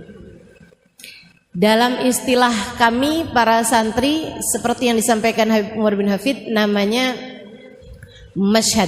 Atau kalau dalam istilah yang lebih familiar di telinga kita, namanya adh-dhann, namanya persangkaan. Ini yang katanya Nabi Muhammad sallallahu alaihi wasallam, khaslatan laisa fawqahuma syai'un minal khair, husnudzan billah wa husnudzan bi ibadillah, wa khaslatan laisa fihima syai'un minasyarr, su'udzan billah wa su'udzan bi ibadillah. Kata Nabi Muhammad, dua perkara, nggak ada lagi kebaikan lebih baik daripada dua perkara ini. Apa tuh Rasul? Dua sifat kata Nabi. Nggak ada lagi kebaikan lebih baik daripada dua sifat ini. Nggak ada sifat lebih baik daripada dua sifat ini, yaitu baik persangkaan kepada Allah yang pertama, yang kedua baik persangkaan kepada hambanya Allah. Nah, Nabi sebut lagi, khaslatan laisa fawqahuma syai'un minasyarr. Dua sifat, enggak ada sifat lebih buruk lagi daripada itu. Apa tuh Rasul? Su'udzan billah, su'udzan bi ibadillah, buruk persangkaan kepada Allah, buruk persangkaan kepada Rasulullah. Itu. Jadi teman-teman sekalian, hal paling mendasar dalam hidup kita adalah niat. Tapi si niat itu juga punya dasar lagi gitu. Orang bisa punya niat baik kalau punya hal ini nih. Orang punya niat jelek kalau dia punya ini juga. Apa itu? Persepsi, cara pandang, gitu ya. Dzunun, persangkaan. Makanya teman-teman sekalian, hati-hati terhadap persangkaanmu. Hati-hati terhadap cara pandangmu. Hati-hati terhadap persepsimu. Tahu kalau saya boleh gampangin bahasanya, hati-hati terhadap sudut pandang, maksudnya adalah hati-hati dalam hidupmu terhadap fokusmu. Kamu mau fokusnya kemana? Karena hidup ini dengan segala macam permasalahannya itu seperti mata uang, selalu punya dua sisi, positif, negatif. Nah, kamu maunya fokusnya kepada yang mana? Gitu. Itu tuh akan melahirkan niat, niat melahirkan tindakan, tindakan melahirkan perbuatan, perbuatan melahirkan kebiasaan, kebiasaan melahirkan karakter dalam hidupmu, menjadikan hidupmu ini hidup yang kayak gimana gitu. Semuanya tuh bermula dari niat, teman-teman saya sekalian. Kalau teman-teman lihat Halimah Al-Idrus punya karakter. Apa karakter saya? Ustazah. Kan begitu? Halo?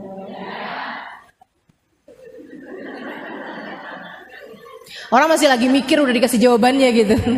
Saya kelamaan kalau suruh mikir sendiri ya. Itu namanya karakter. Kan begitu ya?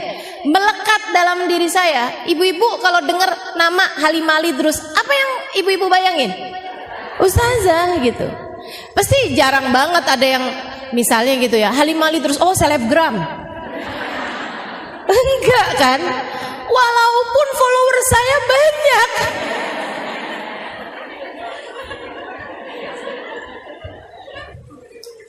Walaupun follower saya di Instagram banyak, tapi nggak ada orang nyebut saya sebagai seorang selebgram. Nggak ada gitu. Orang tuh udah erat kaitannya Halimah Al-Idrus ustazah gitu. Nggak ada orang nyebut saya kayak misalnya gitu ya, Halimah Al-Idrus, oh YouTuber. Walaupun YouTube saya sampai sempet dihack gitu ya. Kalau nggak karena aktif di YouTube kan nggak sampai ada yang ngehack kan gitu ya teman-teman sekalian.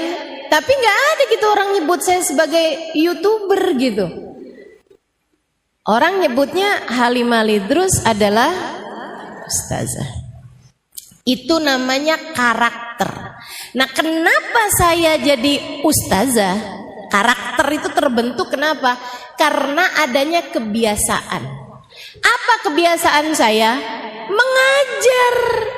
Iya kan? Kalau kebiasaan saya nyapu, orang gak akan sebut saya sebagai seorang selebgram, sebagai seorang ustazah gitu. Kalau kebiasaan saya adalah memasak misalnya gitu ya, saya bukan ustazah akan tetapi seorang koki. Bukan artinya saya nggak pernah masak, bukan artinya saya nggak pernah nyapu gitu ya, akan tetapi itu semua tidak menjadi sesuatu hal yang kebiasaan yang saya lakukan. Kan begitu? Gitu ya. Karena saya punya kebiasaan mengajar, saya punya karakter ustazah. Kan begitu? Nih, ujungnya nih karakter ustazah. Nah, sebelum jadi sebuah karakter, itu jadi kebiasaan dulu mengajar. Dari zaman kapan ustazah mengajar? Itu tadi tuh. Di Asofa aja 2003. Kurang lama apa saya ngajarnya. Dan itu bukan kali pertama saya ngajar di tempatnya Ustazah Fatimah Segaf nih teman-teman, yang waktu itu belum jadi ustazah gitu ya. Itu bukan kali pertama saya mengajar. Kapan kali pertama saya mengajar? Sebelum itu kapan? Tahun awal kali saya diminta mengajar itu justru oleh seorang perempuan yang saya rasa paling banyak mengubah hidup saya, Hubabah Nur bintil Habib Muhammad bin Abdullah Al-Haddar. Tahun 2000 doang.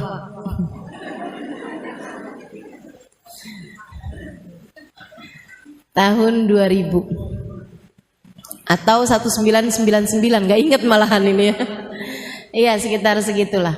Saya rasa 1999 itu kejadiannya ya. Saya ingat banget jadiannya, sama kayak halnya Kak Emma ingat saat saya pertama kali diminta untuk mengisi kajian di rumahnya gitu ya. Itu teman-teman saya sekalian, mohon maaf saya sih lupa. Saya lupa. Tapi kan setiap orang itu punya momen-momen tersendiri yang dia tidak akan pernah melupakan. Gitu kan ya? Teman-teman juga mungkin ingat pertama kali ketemu saya lupa. Nggak semua saya ingat pertama kali ketemu. Ustazah ketemu saya pertama kali kapan? Maaf ya, lupa. Nah sekarang aja belum tentu ingat.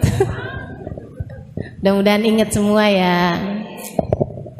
Ibu-ibu sekalian saya muliakan, saya ingat banget awal kali saya diminta mengajar. Itu pada tahun, yaitulah 1999 akhir saya rasa ya. Dan saya berangkat ke Tarim itu tahun 1998. Usia saya waktu itu 19 tahun. Saya diajak oleh abang saya, belum ada Daruz Zahra. Dan saya belum kenal Habib Umar bin Hafid, Hubab Nur, belum kenal sama semuanya. Abang saya ajakin saya gitu ya untuk nemenin dia pergi ke Tarim karena dia males mondok. Dia bilang dia nggak mau mondok, dia mau pergi ke Tarim tapi nggak mau mondok. Jadi dia mau tinggalnya di luar. Nah biar dia boleh tinggalnya di luar, itu dia harus punya alasan buat jagain adeknya, adek perempuannya, gitu ya. Sebab kalau yang dia ajak adek laki-lakinya, ya kenapa nggak dua-duanya mondok aja, gitu kan? Jadi dia bawa adeknya ini yang perempuan ini. Saya tanyain, kenapa saya mesti ke sana? Saya itu lagi seneng-senengnya mondok. Waktu itu, saya udah mondok 8 tahun di Darul Lughah wad Dakwah, hampir 5 tahun, kemudian di Al Anwar, Sarang Rembang 3 tahun, sebelumnya lagi ada sempat belajar setengah tahun di At-Tauhidiyah Tegal, Jawa Tengah ya. Nah, itu jadi saya udah mondok tuh udah lama gitu, udah 8 tahunan, seneng belajar, ya, seneng belajar. Itu tadi tuh, itu tuh ya, namanya itu karakter, teman-teman sekalian, yang terbangun karena kebiasaan. Nah kebiasaan ini tadi terbangun karena awal mulanya adalah tindakan memutuskan diri untuk pesantren, gitu kan. Kemudian selama di pesantren saya punya kebiasaan belajar dan saya seneng sama kebiasaan tersebut. Lagi seneng-senengnya mondok di pondok pesantren, abang saya ajakin, udah memang mau lulusan itu ya. Dan saya juga nggak punya rencana mau pindah ke pondok mana atau mau ngapain gitu. Abang saya ajakin saya untuk belajar ke Tarim. Saya bilang, di Tarim ada apa bang? Iya sih, di Tarim tuh emang nggak ada pondok perempuan. Lah terus saya mau ngapain di sana? Saya nggak tahu juga ada apaan ya di sana ya gitu. Tapi kan kamu nanti bisa saya iniin, bisa saya rekamin kajian-kajian gitu ya. Dia bilang nanti kamu bisa dengerin gitu. Tapi kayak nggak menjanjikan gitu ya. Saya jadi di Tarim tuh ngapain ya? Kamu bisa cuciin baju saya, masakin saya. Itu kayak agak jadi TKW bukan? Kayak nggak menjanjikan gitu. Dia bilang udah kamu bawa aja kitab-kitab kamu, jadi nanti kamu bisa pelajarin di sana. Lah kalau mau buat pelajarin aja kenapa jauh-jauh ke sana ya? Tapi terus dia ada satu kata yang membuat saya jadi oke, saya mau gitu nemenin dia ke Tarim. Dia waktu itu bilang Tarim itu kotanya Faqihil Muqaddam Muhammad bin Ali Ba'alawi. Dan saya dari sejak kecil itu abah saya kalau habis selesai baca ratib haddad ada selalu beliau tambahin dengan doa, ya Rabbana yasir lana umurana bijahi Sayyidina Muhammad bin Ali Ba'alawi gitu. Teman-teman juga mungkin ya banyak sering dengar doa itu, terutama kalau abahnya suka baca ratib gitu, bapaknya atau suka hadir acara-acara pembacaan ratib. Ya Rabbana yasir lana umurana bijahi Sayyidina Muhammad bin Ali Ba'alawi. Akhirnya saya putuskan oke. Saya rasa kayaknya saya udah deket gitu sama Sayyidina Muhammad bin Ali Ba'alawi. Ya. Jadi akhirnya saya putuskan untuk baiklah bismillah yuk kita berangkat. Berangkat di sana beneran ternyata belum ada pondok pesantren perempuan gitu ya. Yang ada baru madrasah. Madrasah Daruz Zahra. Tapi waktu awal saya ke sana itu ada 2 orang yang tinggal di dalam madrasah tersebut. karena dia tinggal tempatnya jauh. Dia ada 2 orang Arab tinggal di sana. Dan jadi saya itu kalau boleh dibilang tinggal pertama di Daruz Zahra itu perempuan ketiga. Perempuan ketiga yang tinggal di Daruz Zahra, ya. Dan juga perempuan pertama yang dari Asia yang tinggal di pondok pesantren Daruz Zahra. Bukan yang datang ke Tarim untuk belajar. Kalau yang datang ke Tarim untuk belajar, Ustazah Amirah duluan dari saya. Ustazah Amirah tuh di Tarim sebelum ada Daruz Zahra tuh. Makanya beliau tidak belajar di Daruz Zahra pondok pesantren, tapi belajar di madrasah Daruz Zahra dan banyak tinggal bersama dengan guru kita, guru kami yaitu Hubabah Nur. Ya, makanya luar biasa tuh, langsung sama Hubabah Nur, Ustazah Amirah itu. Teman-teman sekalian, saya pun mulai tuh sering datang ke Daruz Zahra gitu ya. Nggak ngerti pertamanya. Orang Arab itu ngomongnya, orang Arab Tarim ngomong bahasa Arabnya ini banget tuh, aneh gitu. Bahasa Arabnya banyak diubah-ubah. Mungkin karena dia di pelosok juga ya, Arabnya bagian dalam gitu. Jadi ada lahjahnya gitu.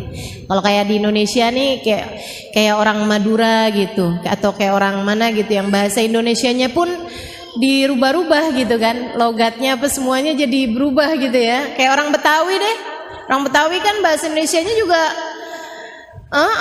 orang bule gitu ya, yang masih belajar bahasa Indonesia aku kamu bingung, dengerin orang Betawi ngomong kok nggak ada aku kamunya, nggak ada sama sekali gitu ya kita ya kalau ngomong orang Betawi sini. Gitu. Jadi mereka tuh aneh banget gitu. Bahkan bahasa isyarat aja beda loh orang Tarim itu. Masya Allah. Mereka tuh kalau bilang iya gini. Kalau bilang enggak, ya ampun, aneh banget gak sih? Masya Allah. Teman-teman sekalian, abis setahun saya tinggal di Tarim, saya udah kayak setengah tahun belajar di Tarim, saya udah mulai bisa ngobrol sama orang-orang Arab sana ya. Padahal waktu itu saya udah ketika berangkat itu saya udah bisa baca kitab gundul. Karena saya mondok 8 tahun di Indonesia, saya udah bisa baca kitab gundul dari sejak sebelum berangkat ke Tarim. Tapi di Tarim tuh saya belajar bahasanya dari awal lagi, belajar bahasa Arab percakapan ya, bersama dengan mereka tuh dari awal lagi gitu. Dengerin kajian juga kayak dari awal lagi, kayak dari nol, bener-bener nggak ngerti gitu. Teman-teman sekalian, sampai terus dapat sebulan, mulain ada banyak kata-kata yang bisa saya pelajari gitu. Mulain lagi 2 bulan, 3 bulan, 4 bulan, 5 bulan, 6 bulan tuh saya merasa udah mulain bisa ngobrol ya sama orang Arab. Tapi kalau suruh ngajar ya masih susah juga gitu kan. Sampai kemudian kurang lebih dapat 11 bulan itu awal kali saya disuruh ngajar tuh sama Hubabah. Gara-garanya ada satu ustazah, salah satu ustazah yang Masya Allah, Ustazah Zainab Al-Khatib, pernah juga datang ke Jakarta beberapa tahun yang lalu. Nah itu beliau lagi ngajar. Saya seneng banget hadir kajian beliau sirah Nabi, sejarah Nabi. Itu dia bisa nyeritain detil-ketil tahun kejadian, waktu kejadian, nama-nama tempat, kota-kota, sama petanya tuh dia bisa gambarin kejadiannya tuh di daerah sini. Ini nih deketnya sama daerah sini. Itu luar biasa sekali ya kekuatan memorinya ya. Orang Arab memang nggak banyak dosa, makanya nginget-nginget sesuatu jadi cepet banget gitu. Orang kita nih kebanyakan dosa, gampangan lupa. Akhirnya teman-teman, ada satu waktu Ustazah Zainab ngajarin fikih. Nah nih, kalau urusan fikih itu saya memang waktu di Sarang Rembang di Al-Anwar itu pelajaran paling banyak yang saya pelajari adalah fikih. Makanya teman-teman kalau belajar fikih dari saya nggak usah merasa kayak yang bener nggak sih ini ustazah nyampein, nggak usah, percuma. Kok lain ya sama yang diajarin sama siapa misalnya gitu ya, nggak usah. Teman-teman nggak usah ngerasa yang bener nggak sih ini ustazah nyampein, tenang. Kamu tinggal nanyain aja, Ustazah itu adanya di kitab apa, itu pendapatnya ulama siapa, gitu kan. Ya, saya akan mampu mempertanggungjawabkan semua apa yang saya sampaikan. Karena saya belajar fikih itu bukan sebentar. Saya itu nyaris hafal semua isi kitab I'anatut Thalibin ala Syarhi Fathil Mu'in, dan itu 4 jilid yang saya ketika sebut namanya teman-teman tahu aja kagak. Enggak, bukan saya mau meremehkan dirimu, enggak. Tapi udah kelihatan dari mukanya udah.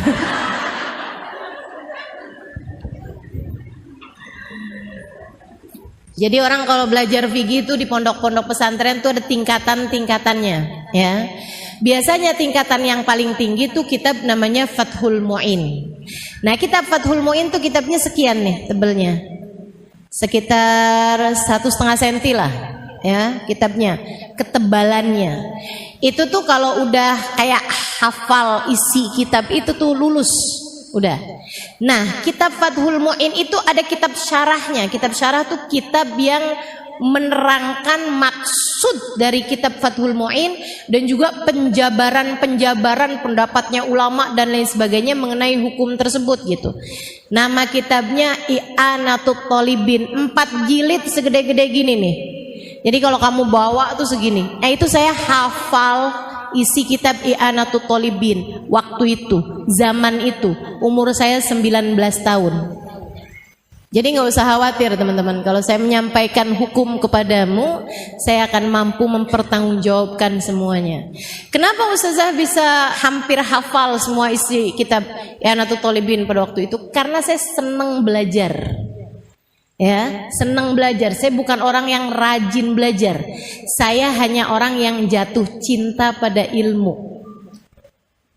Saya senang belajar. Dan itu modal banget sih. Jadi kalau kamu punya anak gitu ya, apa hal yang harus kamu tanamkan kepada anak-anak kamu adalah rasa senang belajar. Rasa senang belajar, menjadikan belajar itu sesuatu yang menyenangkan gitu buat mereka. Itu bisa ditanamkan ya. Ketika mondok di Darul Lughah wa Dakwah awal kali itu, saya banyak ketemu sama orang-orang yang membuat saya terkagum-kagum dengan keilmuannya dan membuat saya jadi kayak yang saya kepengen nih jadi kayak mereka gitu. Dari situlah kemudian timbul rasa minat, keinginan untuk menjadi seseorang yang bisa menguasai banyak ilmu seperti mereka gitu. Wis kayaknya enak nih kalau saya pinter kayak gitu, enak nih gitu. Jadi akhirnya saya seneng belajar, saya seneng tahu sesuatu, saya seneng banget. Balik lagi ke Tarim. Jadi akhirnya saya tinggal di Tarim tuh. Ustazah Zainab lagi ngajarin fikih. Ada satu pembahasan Ustazah Zainab. Ustazah waktu itu bahas masalah wudu teman-teman. Pas pembahasan tentang tartibul wudu, syaratnya wudu, rukunnya wudu, salah satunya adalah tartib.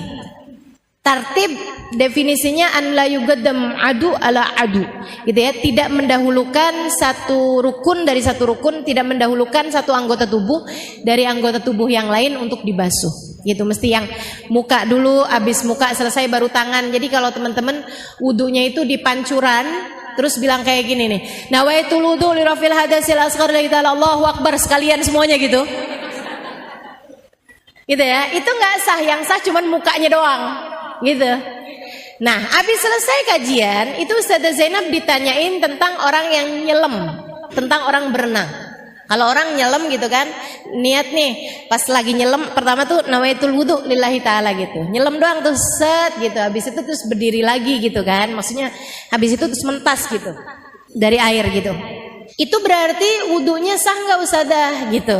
Ustazah Zainab bilang nggak sah, yang sah cuman mukanya doang. Habis muka terus tangan gitu. Saya dengernya nggak gitu. Jadi saya pulang, saya bukain tuh kitab-kitab yang saya punya. Dari I'anatut Thalibin, ada lagi Baijuri, dari tulisannya Syekh Ibrahim Al-Baijuri. Ada lagi kitab namanya Al-Ighna, Ada lagi kitab namanya Bujairomi gitu. Beberapa kitab-kitab besar yang saya punya tuh saya buka-bukain bab tentang inrimas, tentang nyelem gitu ya. Pembahasan ulama nyelem, kalau nyelem itu kan semua badan kita kan basah dengan air, walaupun hanya sepersekian detik gitu ya. Itu wudunya langsung sah. Sebagaimana mandi juga langsung sah, meskipun hanya sepersekian detik kalau dibarengi dengan niat. Kenapa? Karena katanya mereka sulut tertib bidaqaik gitu ya. Sudah hasil tertib itu walaupun dengan hanya sepersekian detik gitu, udah jadi tuh, udah cepet bilahadat gitu, udah jadi gitu. Itu pembahasan para ulama.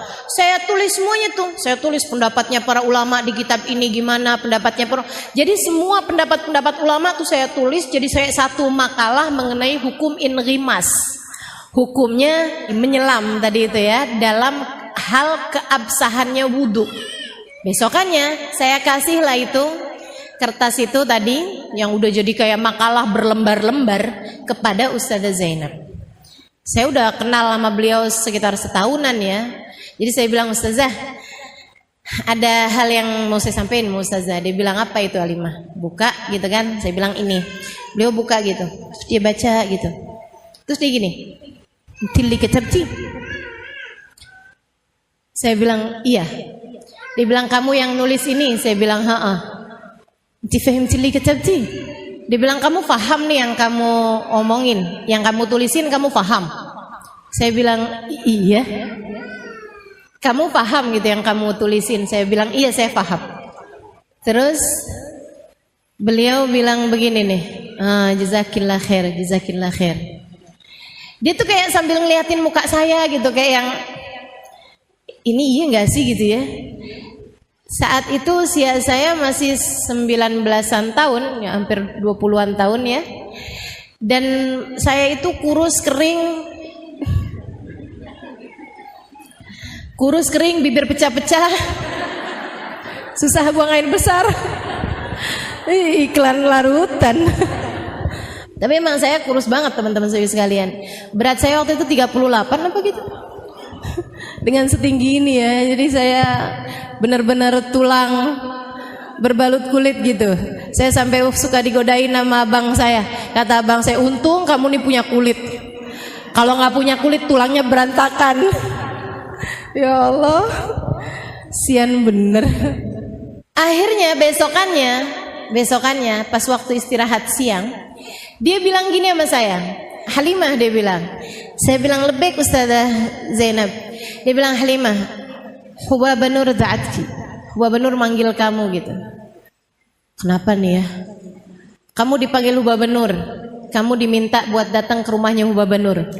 Ya ampun, tuh saya deg-degan. Ada apa nih? Ya ampun, ada apa nih gitu. Saya datang ke tempatnya Hubaba Nur jam-jam 10-an ya, setengah 10 gitu. Saya masuk ke rumahnya. Di sana tuh rumahnya orang Arab tuh pintu masuk laki-laki sama pintu masuk perempuan tuh beda pintu. Jadi hati-hati kalau datang ke Tarim gitu ya.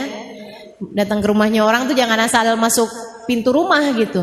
Itu selalu mereka tuh sekecil apapun rumahnya, pintu